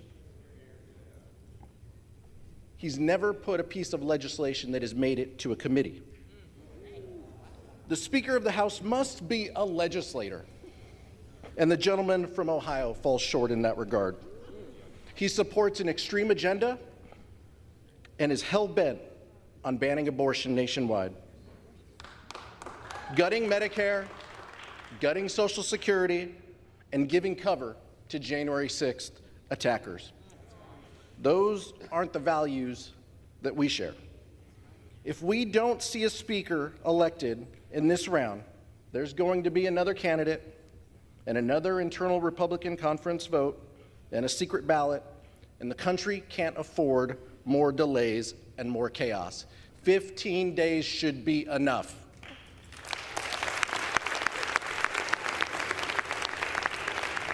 House Democrats are united on this path forward.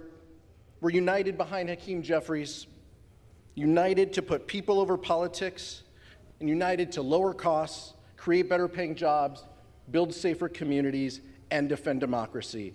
And once again, we're coming together to achieve this common goal, and that is to make Hakeem Jeffries Speaker of the House of Representatives.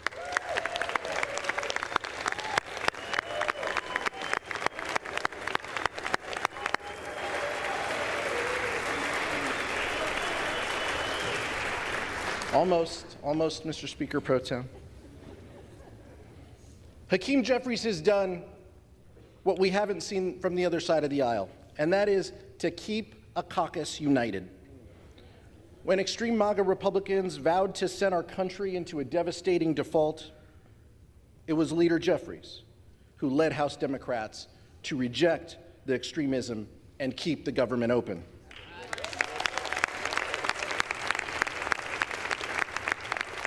Mr. Speaker Pro Tem, we have the vote totals to back that up. It has been Leader Jeffries and House Democrats who have shown a willingness and a conviction to keep our promise to deliver for American families. And it will be Hakeem Jeffries who will move our body and our country forward on a bipartisan path.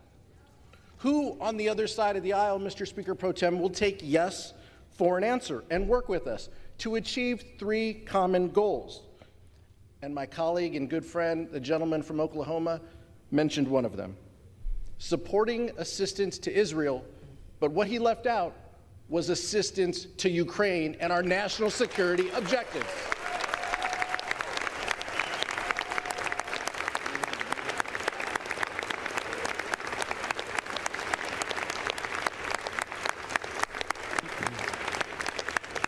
Second, above all else, we must commit to keep this government open and functioning.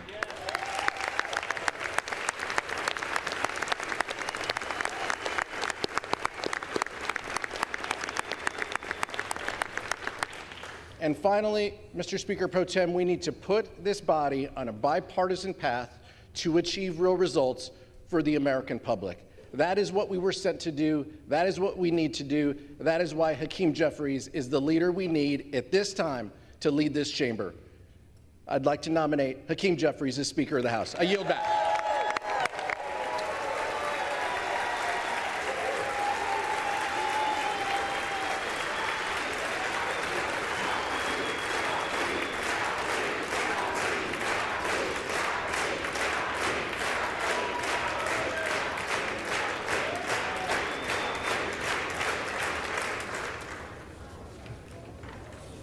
No further nominations. The reading clerk will now call the roll. Adams. Wow. Jeffries. Adderholt. Okay. Jordan.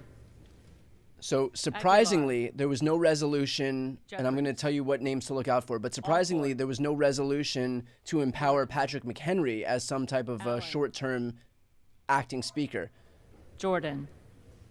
I guess depending on what happens on this ballot is what will determine what happens next with Patrick McHenry. The first name to look out for is going to be Don Bacon. He was the first holdout, so Don Bacon is the first name to look out for. Jordan. Arrington. Jordan. Auchincloss. Jeffries. Babin. Jordan. Bacon. McCarthy.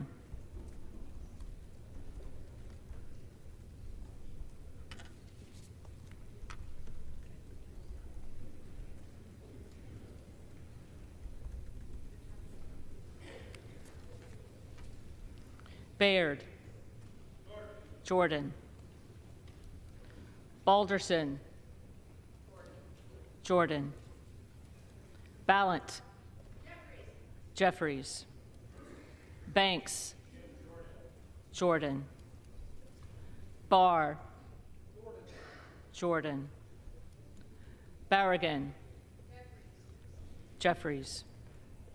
Bean of Florida. Jordan. Beatty. Jeffries. Bentz. So Don Bacon voted for Jordan. McCarthy. That's one defection. Next name to look out for Barra. is Buck. Buck. Jeffries. Bergman. Jordan. Beyer. Jeffries. Bice. Jordan. Biggs. Jordan. Bilirakis. Jordan. Bishop of Georgia. Jeffries. Bishop of North Carolina. Jordan. Blumenauer. Jeffries. Blunt Rochester. Jeffries. Boebert. Jordan. Bonamici. Jeffries. Bost. Jordan. Bowman. Jeffries. Boyle of Pennsylvania. Jeffries. Burkeen. Jordan. Brown. Jeffries. Brownlee. Jeffries. Buchanan. Donalds.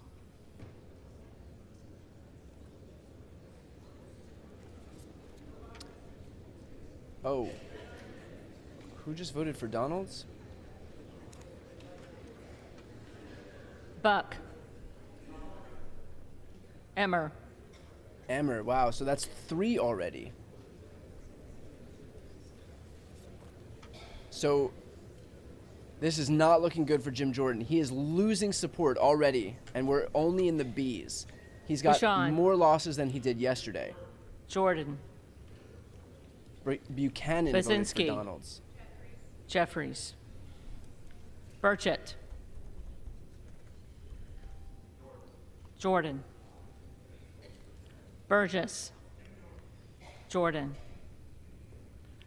Burleson. Jordan. Bush. Next name to look out for Jeffries. is Chavez de Remer. Calvert. Jordan. Kamek. Jordan. Caraveo. Jeffries. Carbajal. Jeffries. Cardenas. Jeffries. Carey. Jordan. Carl. Jordan. Carson. Jeffries. Carter of Georgia. Jordan. Carter of Louisiana. Jeffries. Carter of Texas. Jordan. Cartwright. Jeffries. Kassar. Jeffries. Case. Jeffries. Caston. Jeffries. Castor of Florida. Jeffries. Castro of Texas. Jeffries. Chavez de Remer. McCarthy. There you go, another one. That's 4. At this point, he had 3 defections yesterday. Now he has 4. This is not going well for Jim Jordan. He needs to be gaining support. He's losing it. Next name to look out for McCormick. is D'Esposito. Jeffries. Chu. Jeffries. Siscomani, Jordan. Clark of Massachusetts, Jeffries. Clark of New York, Jeffries. Cleaver, Jeffries. Klein, Jordan. Cloud, Jordan. Clyburn, Jeffries. Clyde, Jordan. Cohen, Jeffries. Jeffries. Cole, Jordan. Collins, Jordan. Comer, Jordan. Connolly, Jeffries. Correa, Jeffries. Costa, Jeffries. Courtney, Jeffries. Craig, Jeffries. Crane, Jordan. Crawford, Jordan. Crenshaw, Jordan. Crockett, Jeffries. Crow, Jeffries. Cuellar, Jeffries. Curtis, Jordan. Davids of Kansas, Jeffries. Davidson, Jordan. Davis of Illinois, Jeffries. Davis of North Carolina, Jeffries. Dean of Pennsylvania, Jeffries. DeGette, Jeffries. Dela Cruz, Look out for D'Esposito. Jordan. DeLauro, Jeffries. Del Bene, D'Esposito voted for Lee Zeldin yesterday. Jeffries. DeLuzio, Jeffries. DeSaulnier, Jeffries. Desjardins, Jordan. D'Esposito, Again. Zeldin.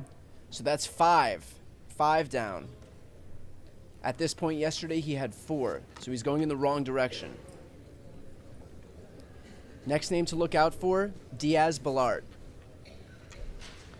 Diaz-Balart, Scalise. Same as yesterday, so now that's 6.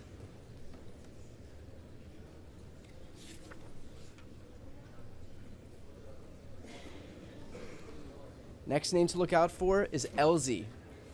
E-L-L. Dingle, Jeffries. Doggett, Jeffries.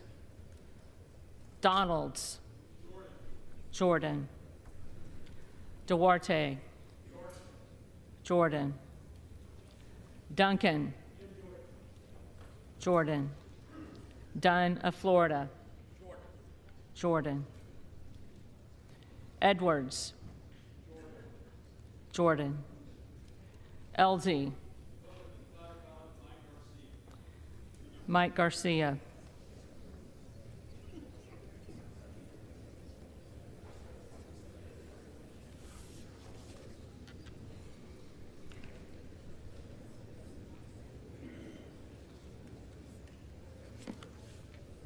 Emmer, Jordan.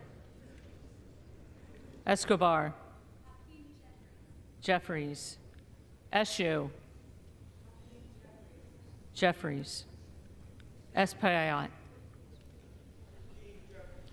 Jeffries. Estes, Jordan. Evans, Jeffries. Azell. Jordan. Fallon. Jordan. Finstra. Jordan. Ferguson. Scalise.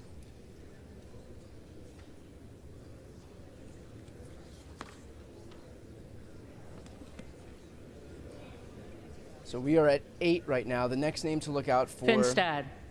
Garbarino. Jordan. Fishbach.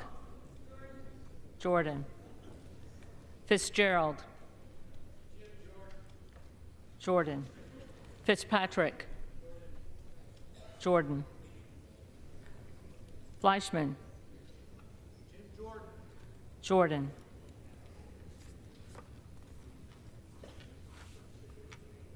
Fletcher. Jeffries. Flood. Jordan. Foster. Jeffries. Fushi. Jeffries. Fox. Jordan. Lois Frankel. Jeffries. Scott Franklin. Jordan. Frost. Oh, I think we lost another... Jeffries. Fry. Jordan. Did Ferguson Fulcher. voted Scalise? That's another one. Jordan. Gates. Jordan. Gallagher. Jordan. Gallego. Jeffries. Garamendi. Jeffries. Garbarino. Here's another one. Zeldin. Zeldin, damn.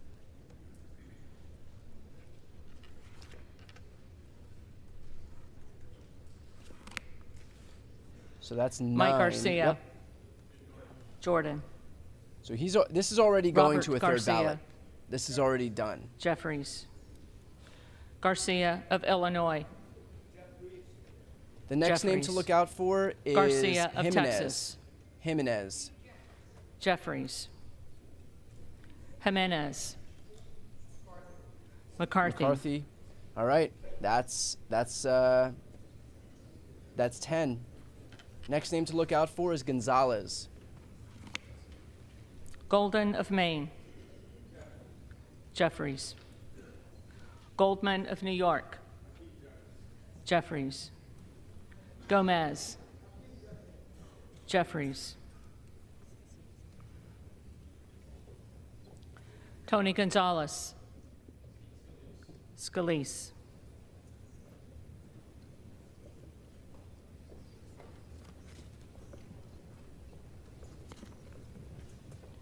So for those Vicente watching- Gonzalez. Jeffries. Good of Virginia. Jordan. Gooden of Texas. Jordan. Gosar. Jordan. Get ready for Gonzalez. Gottheimer. Jeffries. Oh, actually, I think Granger. I heard he missed him. Scalise. Granger Scalise, that's 12.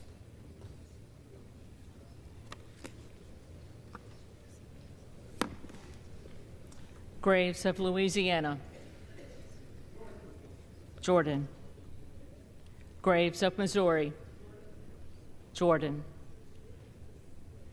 Green of Tennessee. Jordan. Green of Texas.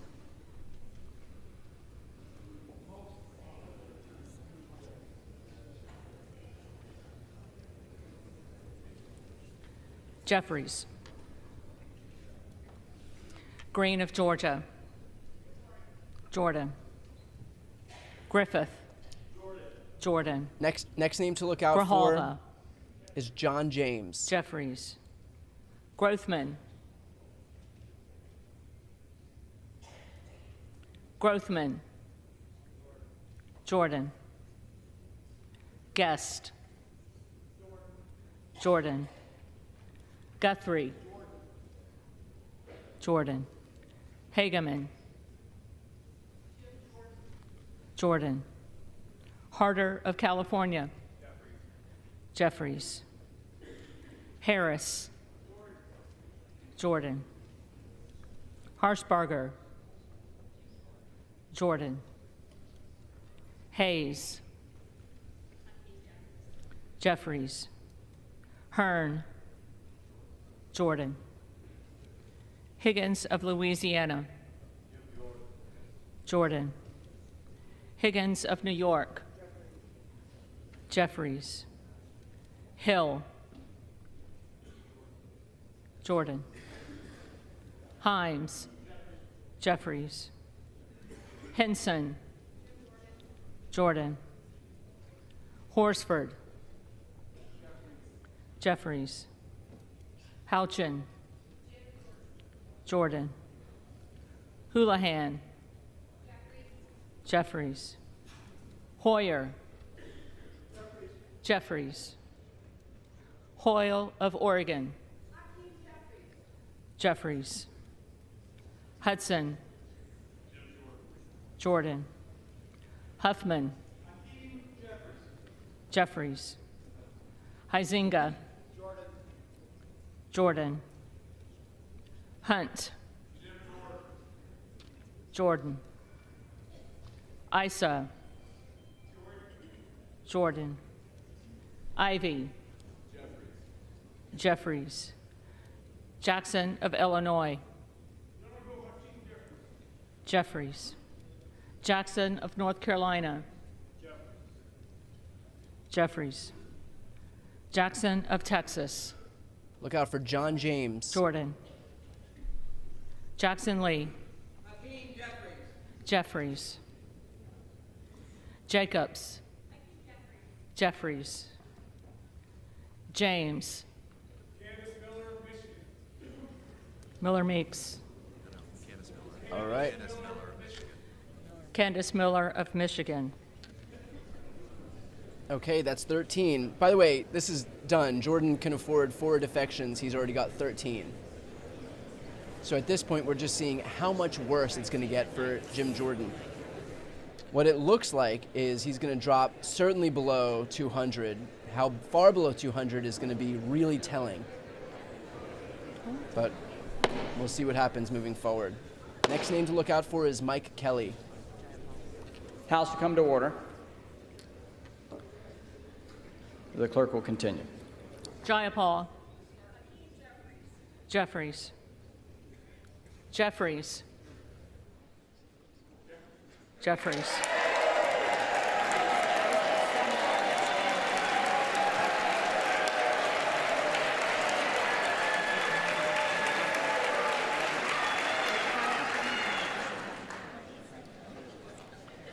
Johnson of Georgia. Jeffries. Johnson of Louisiana. Jordan.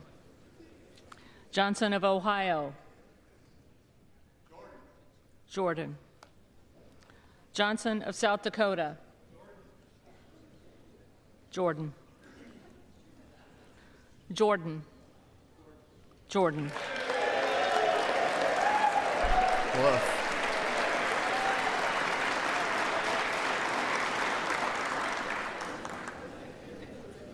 Joyce of Ohio. Jordan. Joyce of Pennsylvania. Jordan. Kemlager Dove. Jeffries. Captor. Jeffries. Kane of New Jersey. Jordan. Keating. Jeffries. Kelly of Illinois. Jeffries. Right, Kelly Kelly of Mississippi. Jordan. Wow. Kelly of Pennsylvania. Oh, here's the one. Former Speaker of the House, the Honorable John Boehner. Boehner. Right. So Boehner. So that's 14.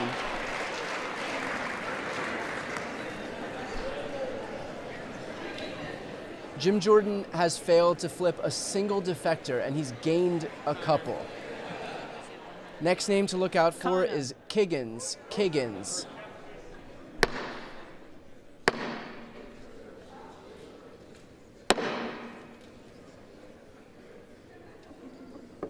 Kana. Jeffries. Kiggins of Virginia. McCarthy. All right, that's 15. Next name to look out for, Lakota.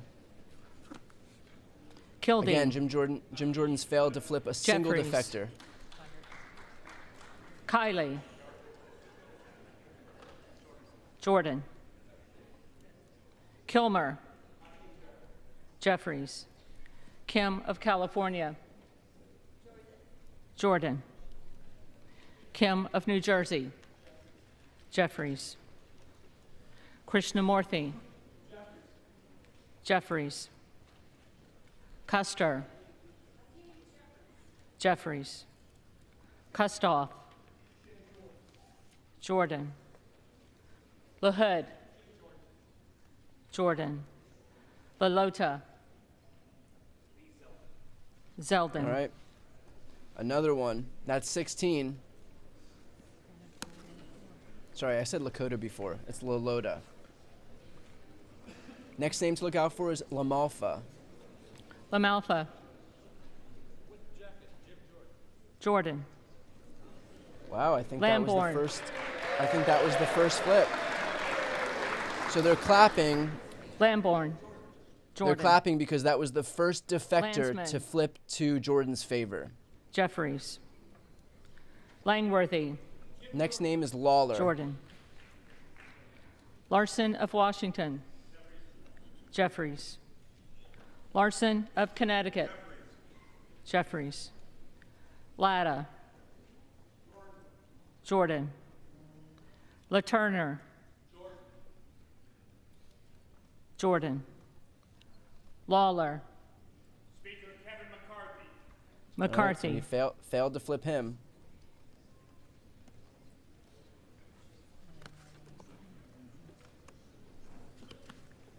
Lee of California. Jeffries. Lee of Florida. Jordan. By the way, Jim Jordan is on track of to be at Nevada. 199 today after being at 200 Jeffries. yesterday. Not good for Lee Jim of Jordan. Pennsylvania. Jeffries. Ledger Fernandez. Next name to look out for is Jeffries. Rutherford. Lesko. Rutherford. Jordan. Letlow.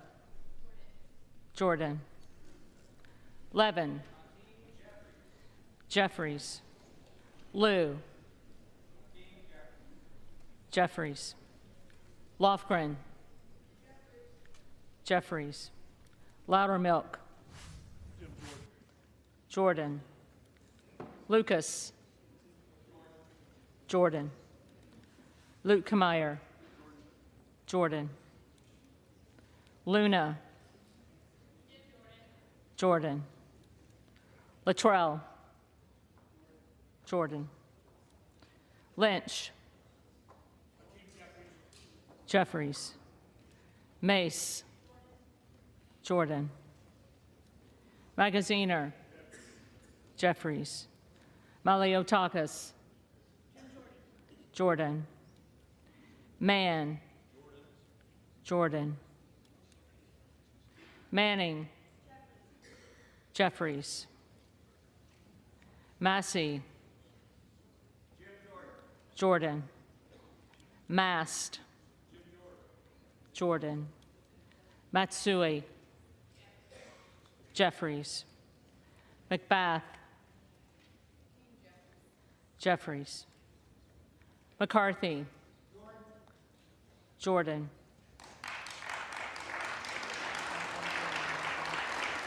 McCall. Jordan. McLean. Jordan. McClellan. Jeffries. McClintock. Jordan. McCollum.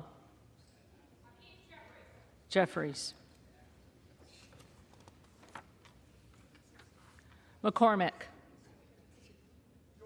Jordan. McGarvey.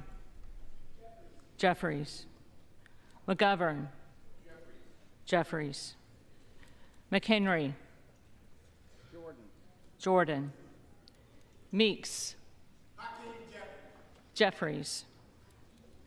Menendez. Jeffries. Ming. Jeffries. Muser. Jordan. Mfume. Jeffries. Miller of Illinois. Jordan. Miller of Ohio. Jordan. Miller of West Virginia. Jordan. Look for Miller Meeks Miller next. Meeks.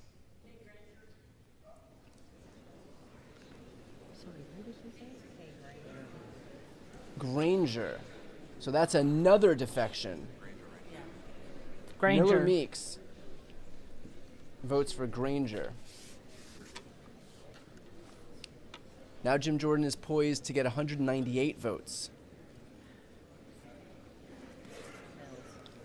Mills. Jordan. Molinaro. Jordan. Molinar. Jordan. Mooney. Jordan. Moore of Alabama. Jordan. Moore of Utah. Jordan. Moore of Wisconsin. Jeffries. Moran. Jordan. Morelli. Mr. Jeffries. Jeffries. Moskowitz. Jeffries. Moulton. Jeffries. Mervan. Jeffries.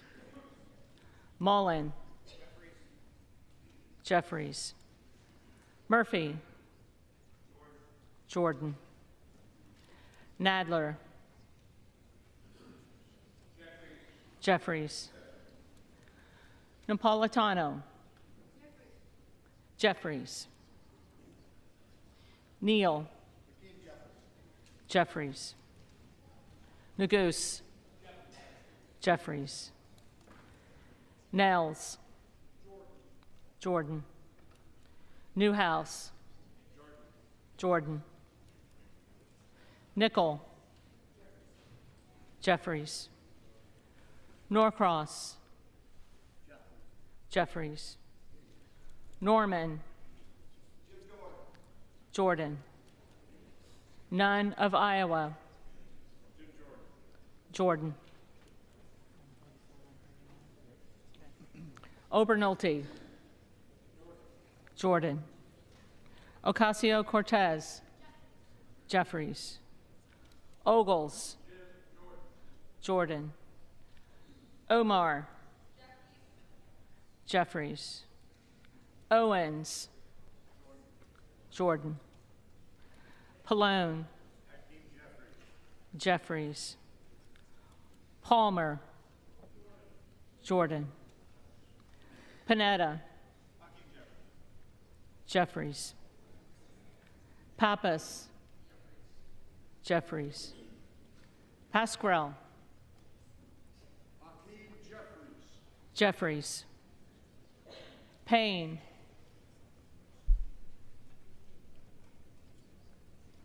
Payne. Pelosi.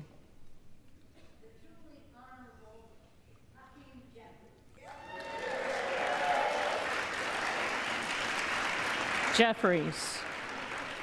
Peltola. Jeffries. Pence. Jordan. Perez. Perez.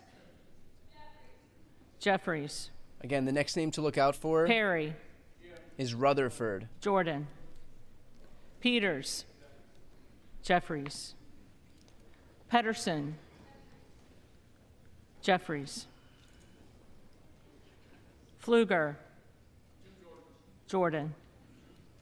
Phillips. Jeffries. Pingree. Jeffries. Pocan. Jeffries. Porter. Jeffries. Posey. Jordan. Presley.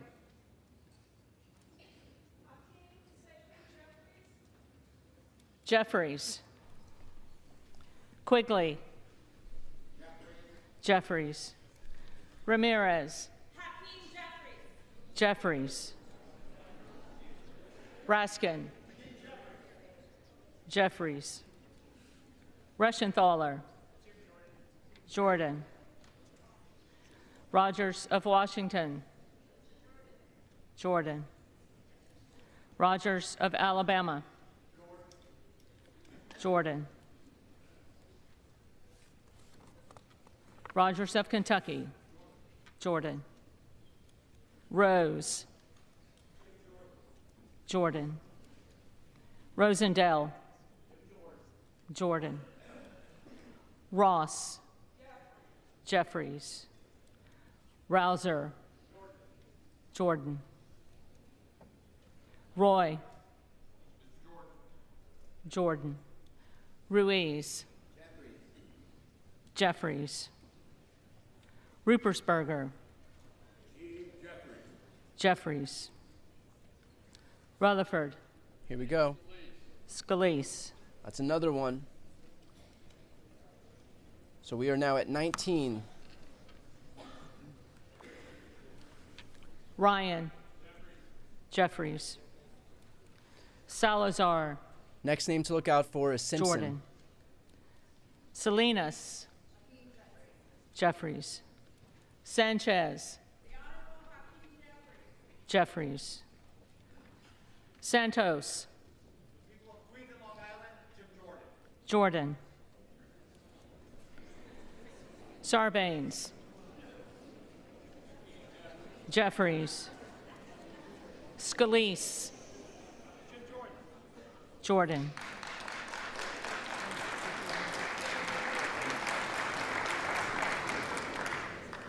Scanlon. Jeffries. Schakowsky. Jeffries. Schiff. Jeffries. Schneider. Jeffries. Skolton. Jeffries. Schreier. Jeffries. Schweikert. Jordan. Austin Scott. Jordan. David Scott. Jeffries. Scott of Virginia. Jeffries. Self. Jordan. Sessions. Jordan. Sewell. Jeffries. Sherman. Jeffries. Sherrill. Jeffries. Simpson. Scalise.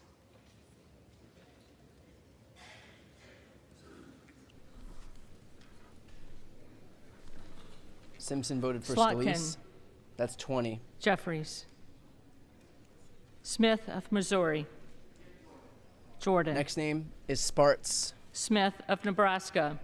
Victoria Jordan. Sparts is going to be the next one to look Smith out for. of New Jersey. Jordan. Smith of Washington. Jeffries. Smucker.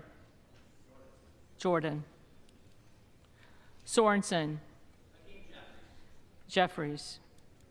Soto. Jeffries. Spanberger. Jeffries. Sparts. Sparts. Stansberry. They'll call her at the end. Jeffries. Next name to look out for, Womack. Stanton. Jeffries. Stauber. Westerman. Wait, that's another one. That's another one lost. So that was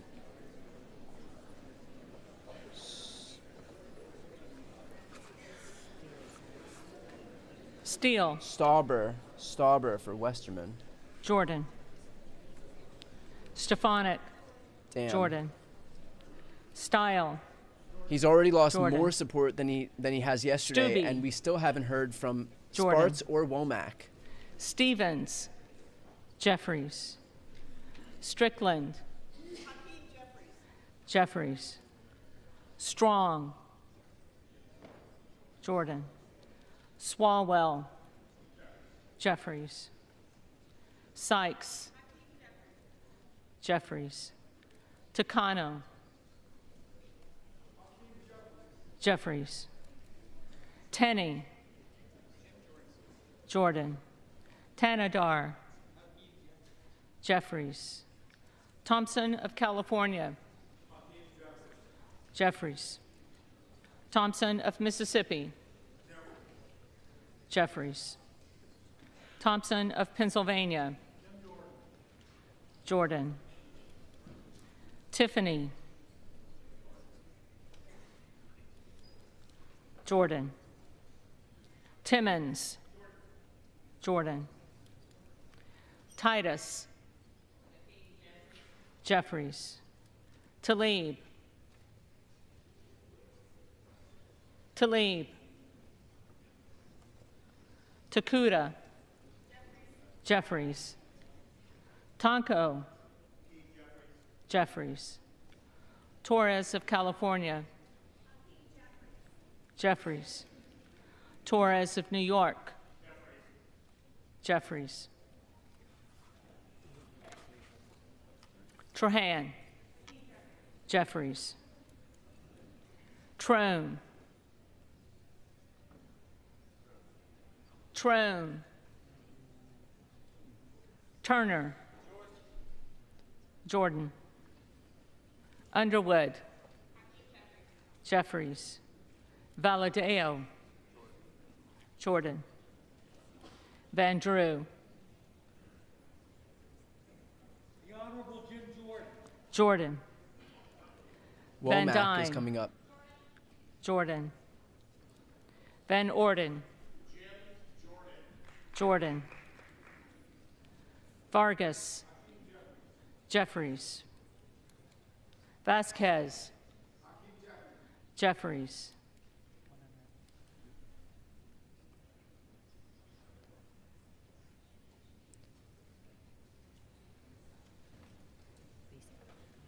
Vesey. Jeffries. Velasquez. Jeffries. Wagner. Jordan. Wahlberg. Get ready for Jordan. Womack. Waltz. Jordan. Wasserman Schultz. Jeffries. Waters. Jeffries. Watson Coleman. Jeffries. Weber of Texas. Jordan. Webster of Florida. Jordan. Winstrup. Jordan. Westerman. Jordan. Wexton. Jeffries. Wild. Jeffries. Williams of Georgia. Jeffries. Williams of New York. Jordan. Williams of Texas. Jordan. Wilson of Florida. Jeffries. Wilson of South Carolina. Jordan. Whitman. Jordan. Womack. Here we go. Scalise. That's another one. We are now at 22. And by the way, we still haven't heard from Victoria Spartz. Yacom. Jordan. Zinke. Jim Jordan of Ohio. Jordan.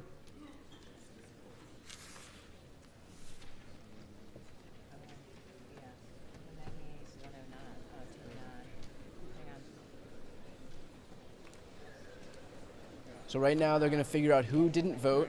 Among those who didn't vote yet was Victoria Spartz, who yesterday did not vote for Jim Jordan. She voted for Thomas Massey.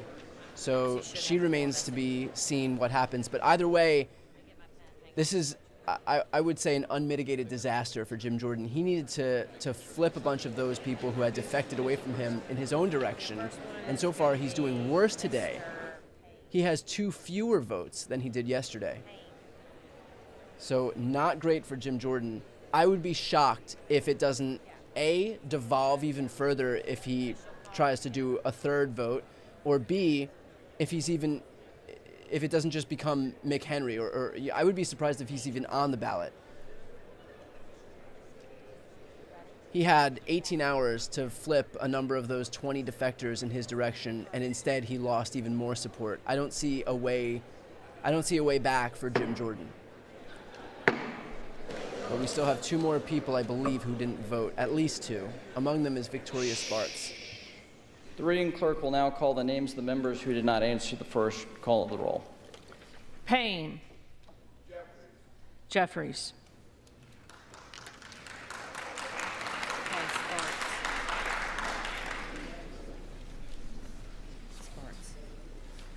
Spartz.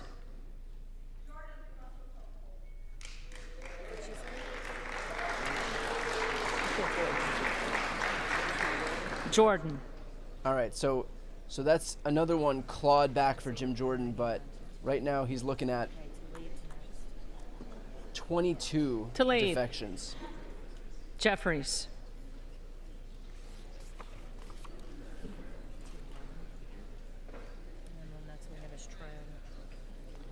Trone. Jeffries.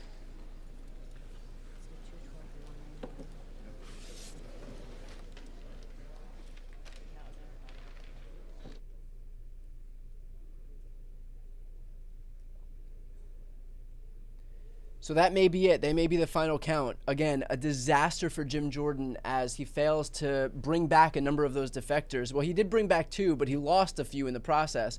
So he is now at 22 defectors. Yesterday he had 20. He's at 198 right now. I do not see a world in which Jim Jordan becomes the next speaker.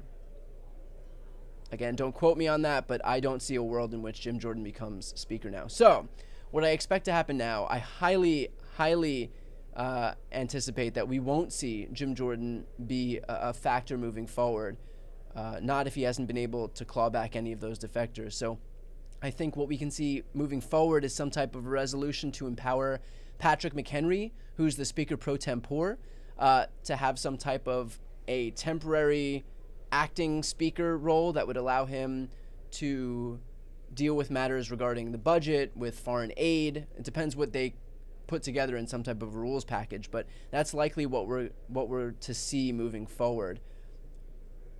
Of course, we'll know in a couple of minutes right now whether the House recesses or whether they go immediately to a third vote. With that said, for those watching right now, if you're not yet subscribed to this channel, please subscribe. It's the best way to support what I do. It's the best way to support this live stream as well. It doesn't cost you anything, but again, I would definitely appreciate it. It'll also allow you to participate in the chat. And right now in the chat, I'm going to put a new poll asking your thoughts on who will become speaker by the end of the day today.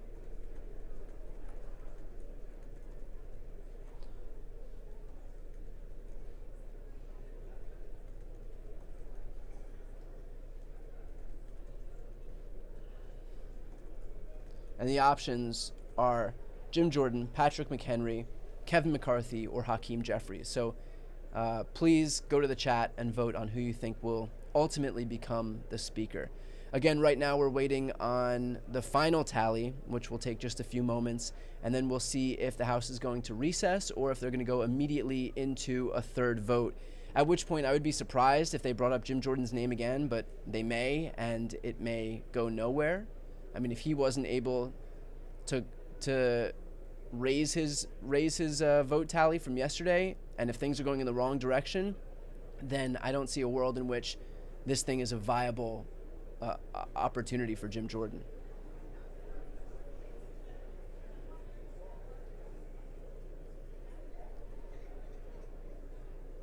So we are just waiting for this final vote tally, and then we'll see what happens moving forward.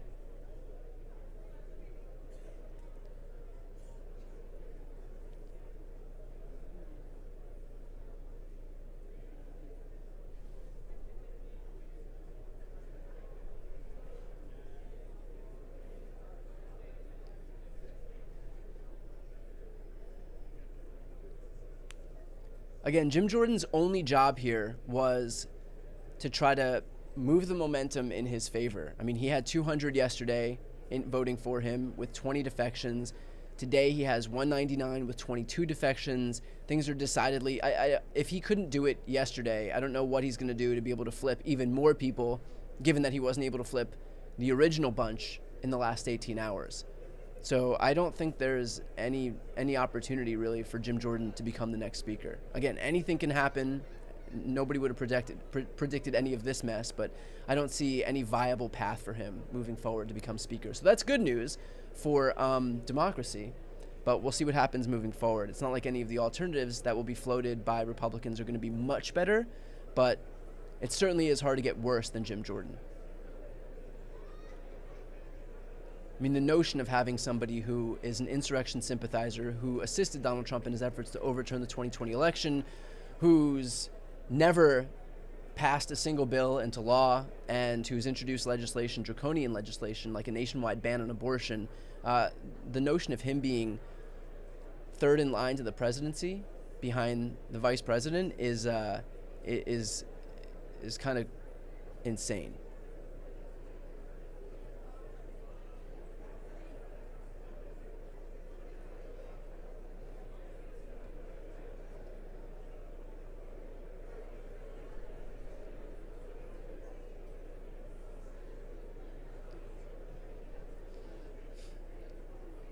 So again, in just a moment, they'll come up with the final tally, and then we'll find out either if the House is going to recess and they can figure out what happens next, or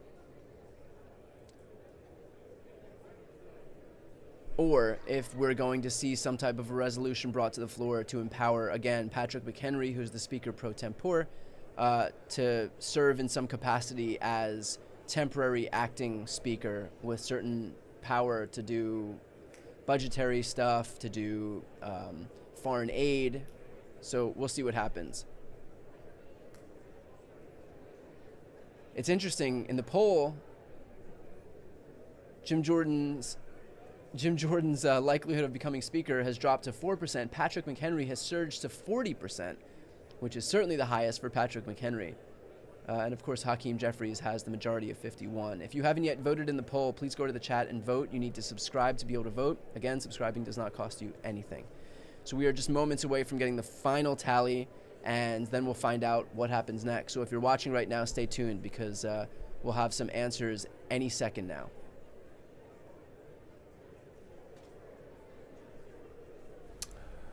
With that process done and the numbers there on the screen, now the tallying finishing up and paperwork to be signed, and then it's on to next steps. As far as what next steps specifically, nobody knows at this point, but Representative Jim Jordan with 199 members of Congress supporting him, Republicans, he got 200 yesterday, you'll remember.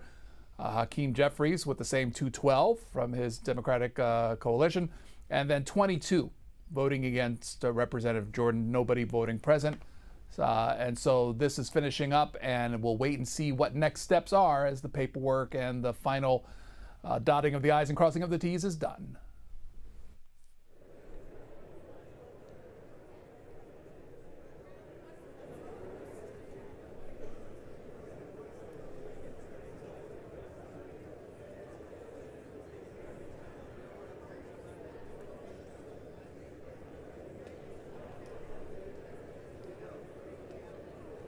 For those asking, the threshold to be elected Speaker is 217. Obviously, neither one got it. The only way Hakeem Jeffries could have gotten it is if, 5 Republicans defected to the Democrats, or if 10 Republicans voted present. That would lower the threshold.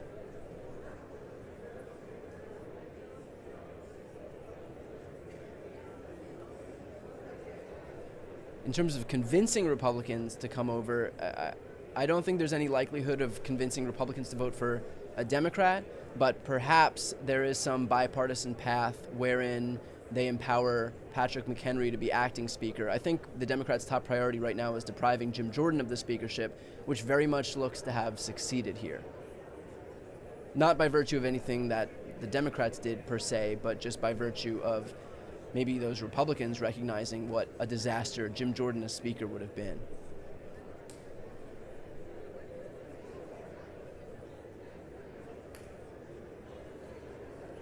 So if you're tuned in right now, if you're in line, stay in line, because we'll know within a few moments what's going to happen next, whether they're going to introduce that resolution empowering Patrick McHenry, whether they introduce some alternative as Speaker from the Republican conference. We'll know any moment now, or whether they go to recess.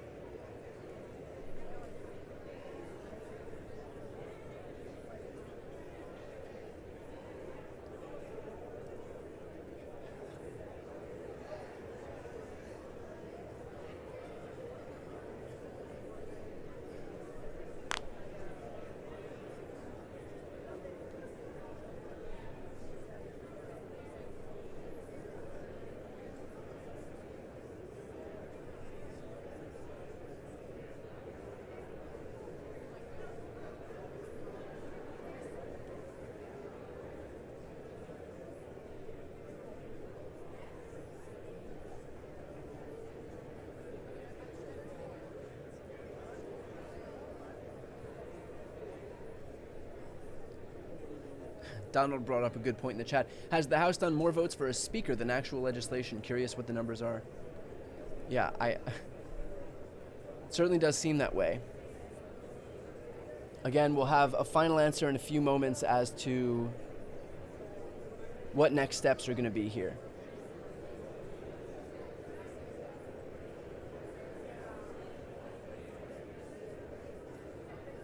In terms of adopting a resolution to give the Speaker pro temp more power, that would just have to be voted on by the full House. Maybe somebody can introduce a privileged resolution. It would have to get 217 votes, a majority of the House, to be able to pass, and that would empower the Speaker pro tempore to have certain abilities that'll be afforded to them based on that resolution, I guess. Again, we're in uncharted territory here. This hasn't happened before. They'll also be speaking to the parliamentarian to make sure that they can actually do that.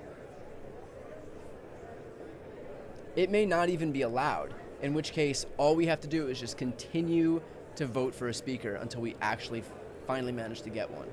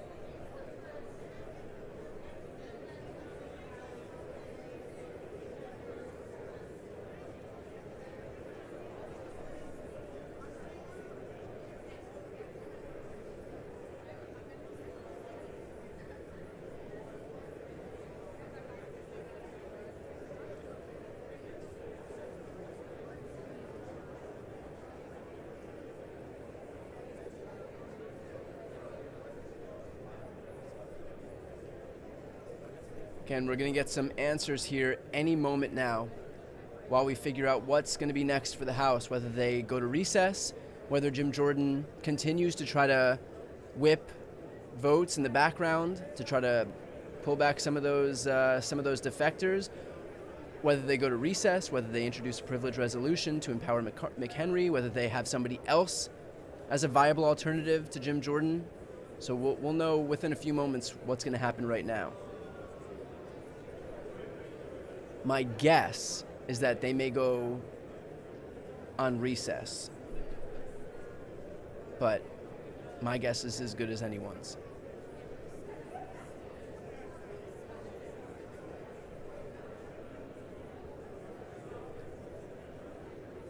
Again, if you're tuned in right now and not yet subscribed, this is my shameless pitch. Please subscribe to this channel. If you enjoyed this live stream or my coverage or analysis, I definitely appreciate if you subscribe. It doesn't cost you anything.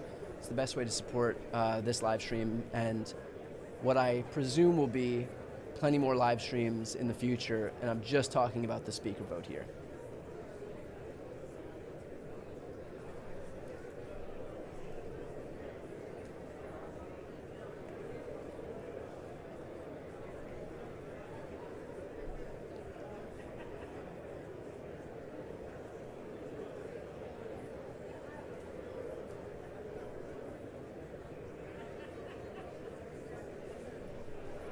And if you haven't yet voted in the poll, who do you think will become Speaker? Jim Jordan, Patrick McHenry, Kevin McCarthy, or Hakeem Jeffries? Make sure to vote in the poll.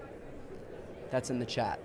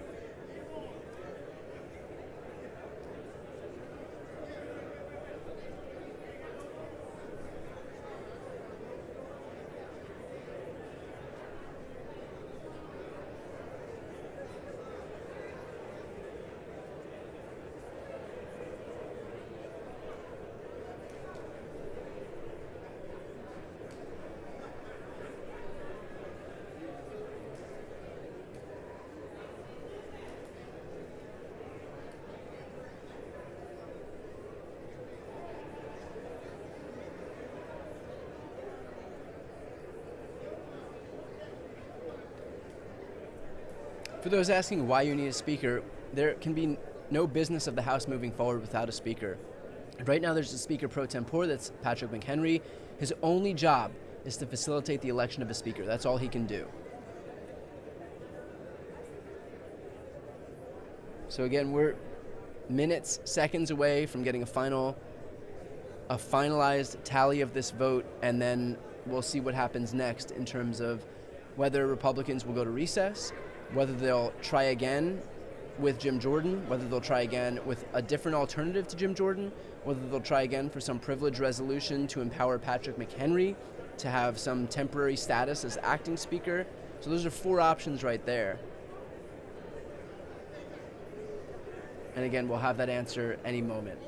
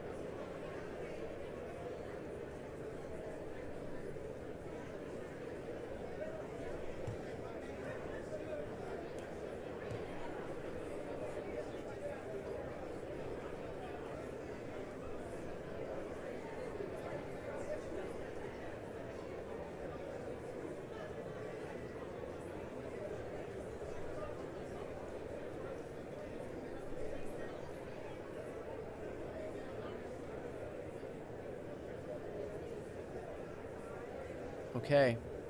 I think we'll have an answer now.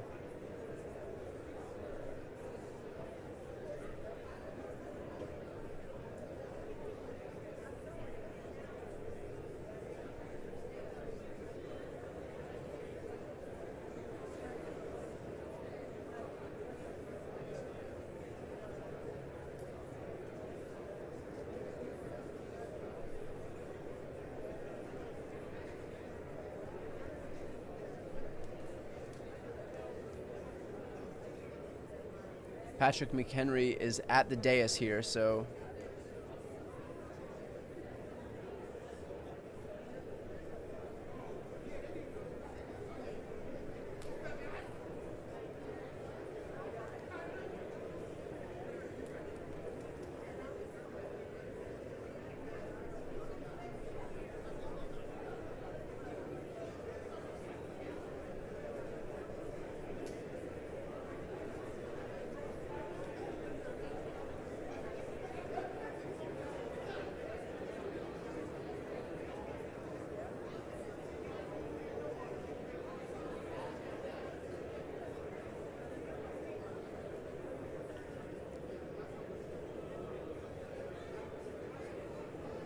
famous last words here, me saying any second now.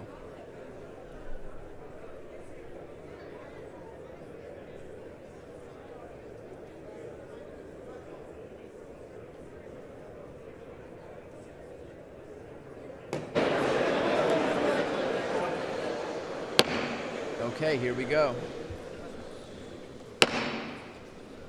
The House will come to order. The tellers agree in their tallies that the total number of votes cast is 433, of which the Honorable Jim Jordan of the state of Ohio has received 199. The Honorable Hakeem Jeffries of the state of New York has received 212.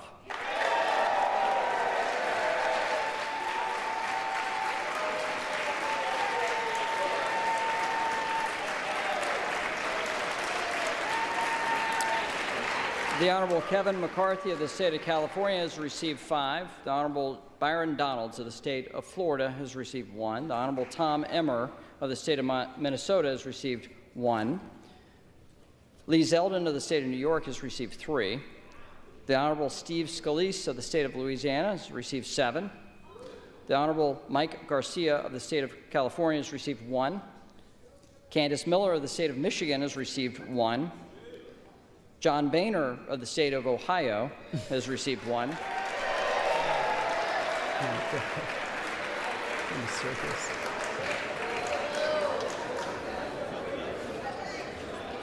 The Honorable Kay Granger of the state of Texas has received 1. The Honorable Bruce Westerman of the state of Arkansas has received 1. No person having received a majority of the whole number of votes cast by surname, a speaker has not been elected. Pursuant to Clause 12A of Rule 1, the chair declares the House in recess, subject to the call of the chair. So that's it. We're in recess right now. That's the end result of the second day of voting on a House Speaker. Not going the way for Representative Jim Jordan, and next steps to be determined as the House considers and leadership considers its next moves. You can call in and talk about what you've seen that play out into the morning and into the afternoon. Republicans 202-748-8922. So we will wait and see what happens now. They're in recess, so let me see if I can find any information that would suggest whether we're going to see another vote today.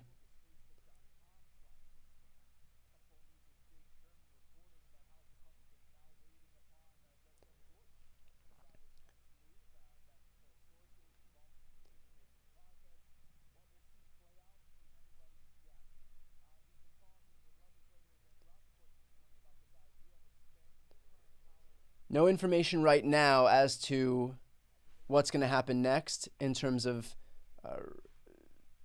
Republicans coming back in or calling for a third vote. I presume we may see something of a third vote today. I don't think that they would just gavel out of session today having done nothing else, but that remains to be seen.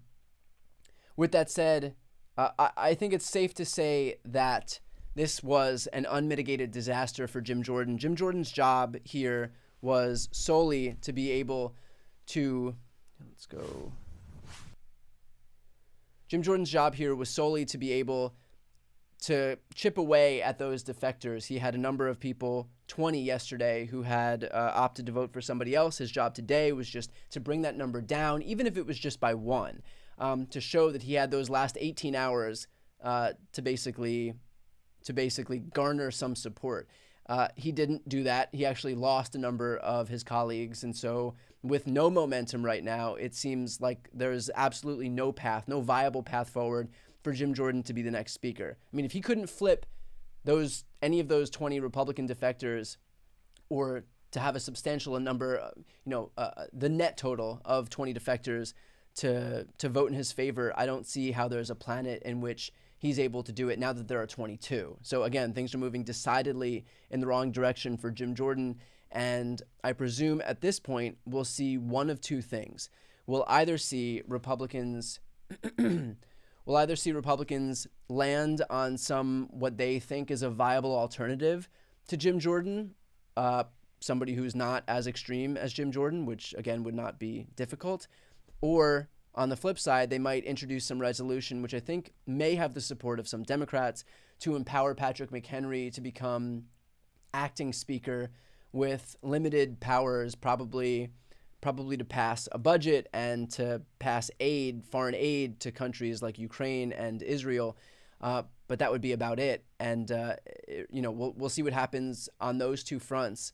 I think that's what the conference is trying to figure out right now. But I think it's probably safe to say at this point that it will not be Jim Jordan moving forward, which we can breathe a sigh of relief, because Jim Jordan, I think it's safe to say, would be a worst case scenario. But I don't know that it's going to be much better depending on who the Republicans opt to empower otherwise. And again, this whole time I'll look to see if we have any information as to whether they're going to come back or what time they'll come back.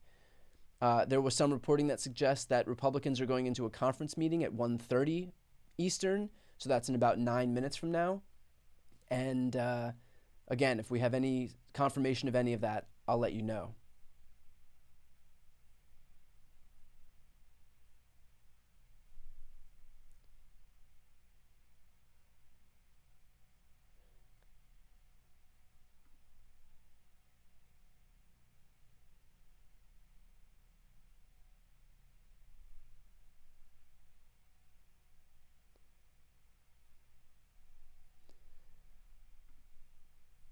Looking to find out if there's any information as to whether they're going to come back today. Not seeing anything right now. We don't have any news on that front.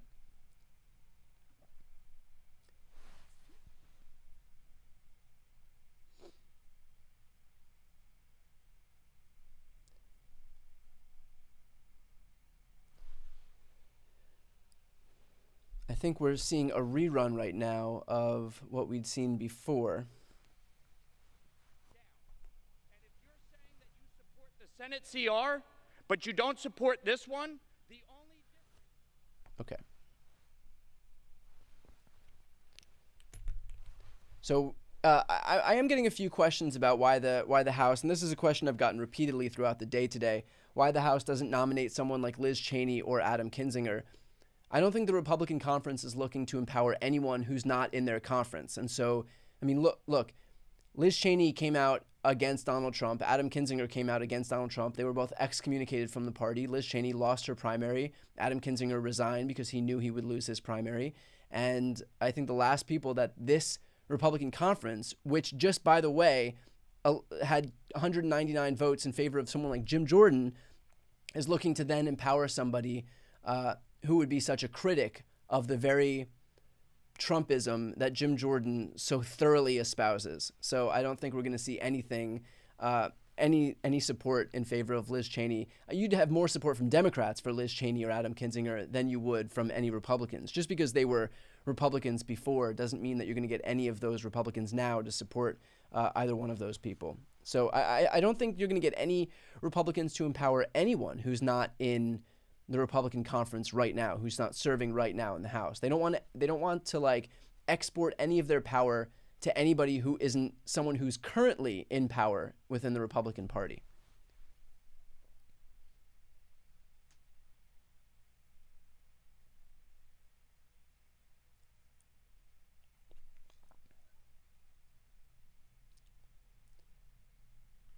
Again, you can throw some questions in the chat as I continue to look for any information as to when we may see any news. Here is some news. We now have reporting from, I believe, Business Insider. Jordan says he is not dropping out. That's the spokesman for Jim Jordan has confirmed that Jim Jordan is not dropping out, which is on brand, actually.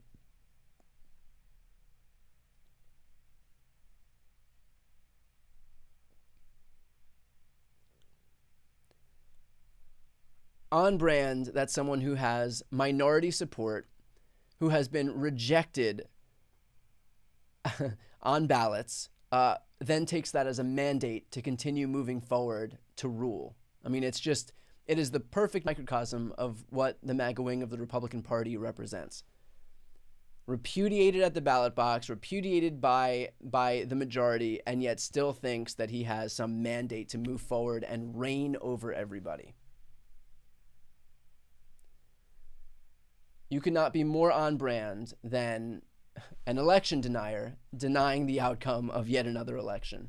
It is pitch perfect.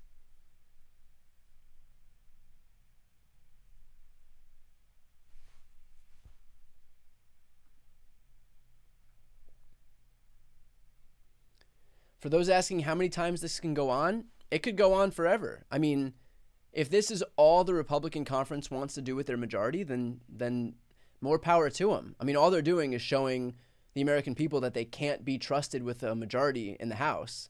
So, if they want to do this every day, then they'll do this every day. I'll probably be pretty tired waking up at 6:45 a.m. Pacific time to do these live streams, but that's okay. Small price to pay.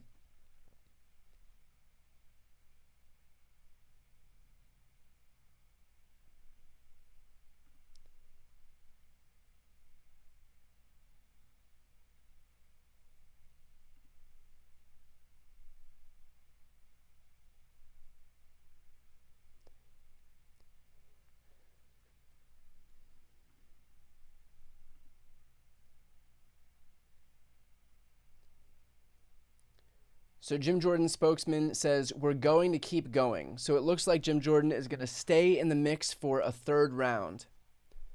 When that vote will be, I'm not sure yet, but it does look like Jim Jordan is not giving up. What I would anticipate would happen if Jim Jordan does opt for a third round is that he'll continue to shed support. So I think that 200 yesterday was a high water mark. I think the 199 this morning will be today's high water mark. And I think moving forward, it'll become apparent for the Republican conference that he is not a viable selection for speaker. And I think it's going to become, the onus will be on his own party to kind of let him know that by having more and more Republicans defect, basically to send the message that this ain't happening.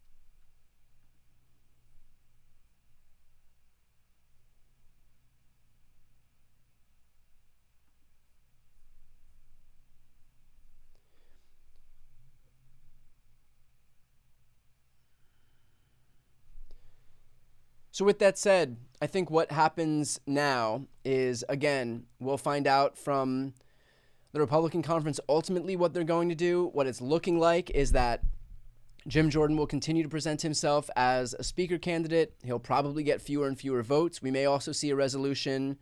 To empower Patrick McHenry to be some type of acting speaker. We may also see some type of alternative to Jim Jordan floated. Maybe Maybe Kevin McCarthy is floated again. Maybe Steve Scalise is floated again. Maybe somebody else, Tom Emmer. There's a number of Republicans, God knows I don't even know their names, but who could be, alternatives to Jim Jordan. So we'll see what happens on that front. I do think that we will probably see another vote today, but we won't know that for a little while still, what the plan is going to be. So as soon as I have any information, I'll share it with you. But as of right now, the House is in recess, and we are waiting to find out what the next moves are by this Republican conference. A Republican conference not only in disarray, but a Republican conference that for the third time in a row has proven that it can't manage to elect a speaker. The first time was in January. It took 15 ballots to get Kevin McCarthy elected. The second was the votes to rid Kevin McCarthy of his speakership. And now this third effort where we're trying to pick a new one, and we are on to ballot number 3 after the first 2 have failed for both Steve Scalise and Jim Jordan. So we'll see what happens on that front. But an unmitigated disaster for Jim Jordan today, whose only job was to garner more support than he had yesterday. He actually managed to lose support.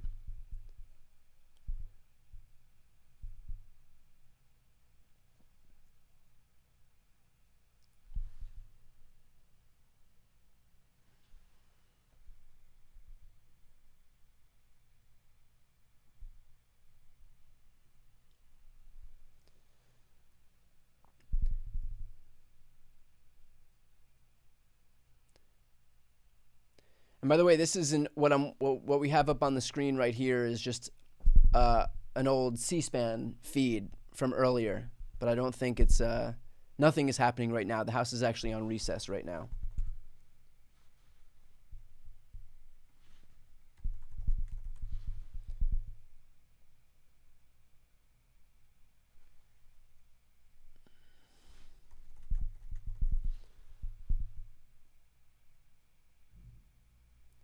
So what I'll do is actually switch the feed. So I'm going to go full on me for a second. I'm going to switch the feed.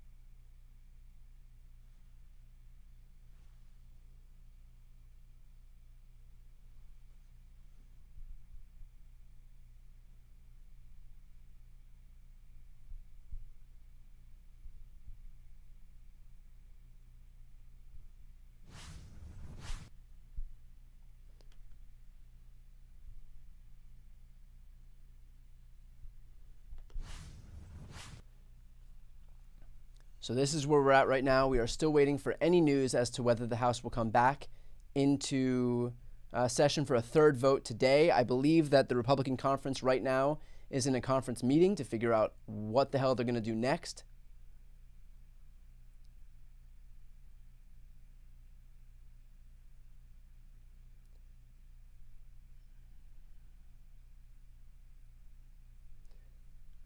But so far, no news. So far, no news on that front. For those who are just joining in, here's a recap of what happened. So Jim Jordan yesterday had received 200 votes. His only job was to try to claw back some of those defectors from yesterday. Instead, he lost 22 votes today, bringing his total down to 199. So he moved in the wrong direction. It's becoming apparent that Jim Jordan is not a viable speaker option for Republicans. He lost this second vote. The House is now in recess as they figure out what they're going to do moving forward. Right now, there are a few options. It's to put Jim Jordan back on the ballot for a third try, which seems to be what Jim Jordan's office is moving toward. His spokesman came out and said that he is not dropping out. So Jim Jordan may himself be on the ballot to be even further embarrassed. We may see an alternative to Jim Jordan, either Kevin McCarthy, Steve Scalise, or some other Republican who we don't yet know about. We may also see a resolution introduced to empower the Speaker pro tempore, that's Patrick McHenry, to serve in some temporary capacity as the acting Speaker, and that would give him the ability for some short period of time to conduct the business of the House. That would likely include being able to pass a budget and being able to pass aid for foreign countries like Israel and Ukraine. So that remains to be seen. Again, We don't know what's going to happen moving forward. The Republican conference, I believe, is in a meeting right now to figure out what those next steps are. In terms of the Republican Party fracturing him, in terms of the Republican Party fracturing, I mean, the Republican Party is fractured right now. I don't think that there's any likelihood we'll see, that we'll see any of those Republicans defect to Hakeem Jeffries for Speaker, but right now it doesn't seem like there's any really alternative within their own conference, at least not with Jim Jordan. So we'll see what happens moving forward. There are enough moderates to block any MAGA Republican like Jim Jordan, any far-right extremists from becoming Speaker, and there's enough far-right extremist Republicans to block a moderate Republican from becoming Speaker. So we may be here forever, and we may just be on a perpetual live stream where I don't eat or drink anything for 5 hours at a time. So some fun stuff for me to look forward to.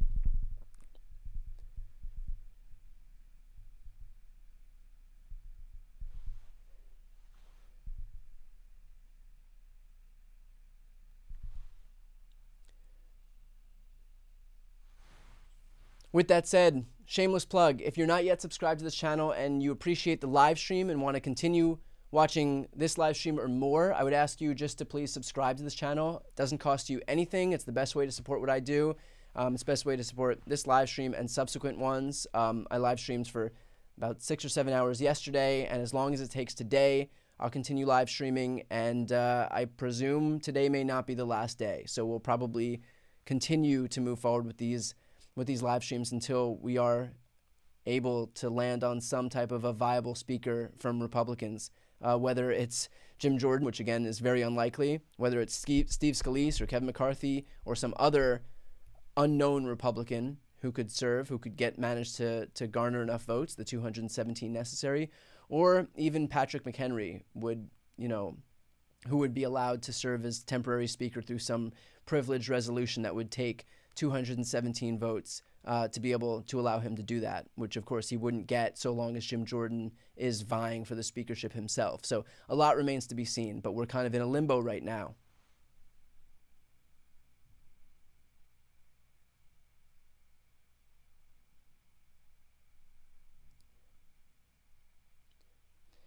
And in terms of, I just got a question, could Republicans propose making the speaker vote by secret ballot, allowing Republican defectors to vote for Jeffries without political risk?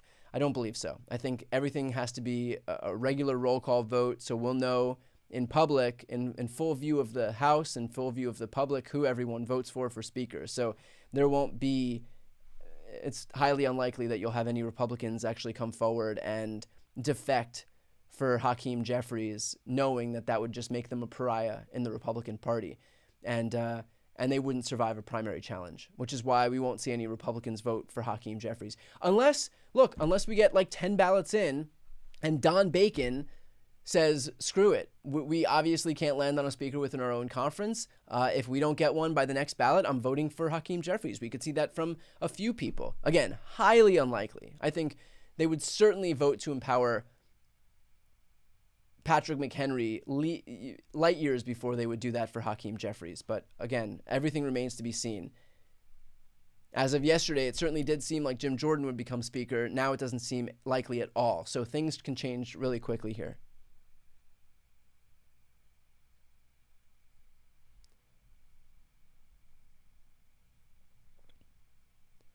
So I think what I'm going to do is eat some food and drink some water for the first time today, because we've been going since about just before 7:30 in the morning Pacific time.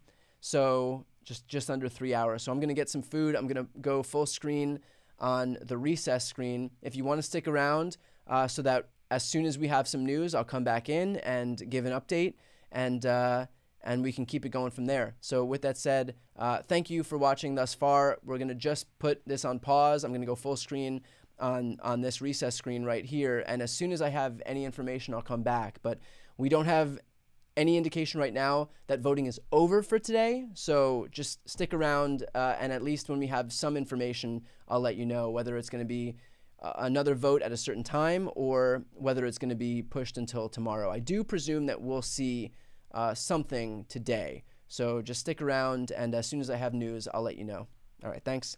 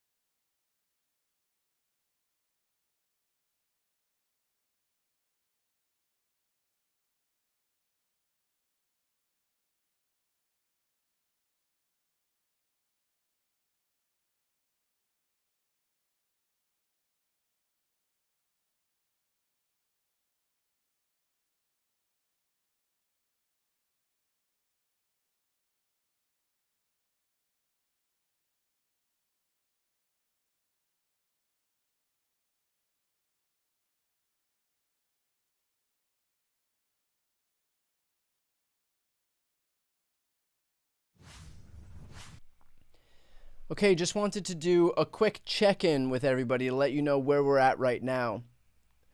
Thank you for sticking around. The House is still in recess. We have no update as to when they're going to come back from recess. Again, Jim Jordan's spokesman has come out and said that Jim Jordan is not looking to drop out, which means in these subsequent ballots we can see Jim Jordan floated as an option for Speaker, which of course is not going to work, given that yesterday he had 200 votes in support, today he had 199. He's not doing what he needs to do to present himself as a viable option for Speaker, so it does not look like it's going to happen for Jim Jordan. But still, he's sticking his name in keeping his name in the ring, because this is what happens when you empower election deniers. When they get the results of elections, they deny the validity of those elections. So this is what you get. I mean, if the Republican Party is embarrassed right now, it has no one but itself to blame, because it has spent so long empowering and emboldening election denialism, only for it then to happen to themselves. And they sure don't like it now, because it puts the chaos and dysfunction on full display. But this is what you get. When you should be showing people that you're willing to accept the results of an election, they've gone all in on this whole Trumpist idea that you don't accept the results of any elections that you don't like. Well, now they've got Jim Jordan, who's lost not 1 but 2 votes for Speaker and is going in the wrong direction, and yet still they're forced to contend. With this guy, because the only lesson that they've learned is that you just barrel ahead, ignore the results of any election that you don't like, and pretend that you won anyway. So this is what they get. You're stuck with Jim Jordan now, pretending that he won this Speaker vote, and going to continue keeping his hat in the ring for this Speaker vote, because this is the only thing the Republican Party has taught itself to do. So that's one option, that Jim Jordan stays in the race. We can also see other Republicans floated as potential options, like, for example, Kevin McCarthy again, Steve Scalise again, or some other Republican that we don't yet know about right now. Those are other options. And finally, there has been talk of a bipartisan path empowering someone like Patrick McHenry to become a temporary acting Speaker who would be empowered through some type of a resolution to deal with matters related to the budget, to deal with matters related to foreign aid like Israel and Ukraine. So we'll see what happens on that front. But either way, nothing is a surefire thing right now. All that's certain right now is that Republicans continue to be enmeshed in their own dysfunction.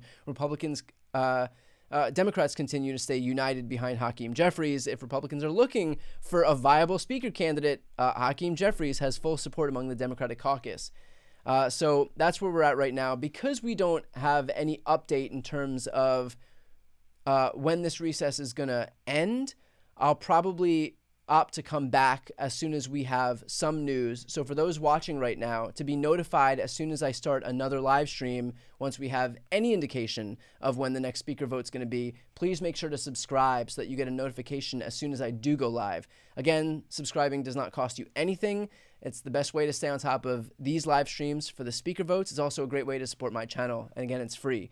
So I'd really appreciate that. So please hit the subscribe button on my channel. You'll be notified as soon as I go live again for whenever the third vote for Speaker will be. But for right now, I'm going to leave it there. And as soon as we have any news, I'll come back. But that's it for right now. We are 2 votes up, 2 votes down. Republicans still don't have a Speaker, with no viable alternative in view right now. So we'll see what happens moving forward. But I guess I'll leave you with the fact that it is just Republicans in disarray as we head toward our third vote. All right. Thanks, everybody.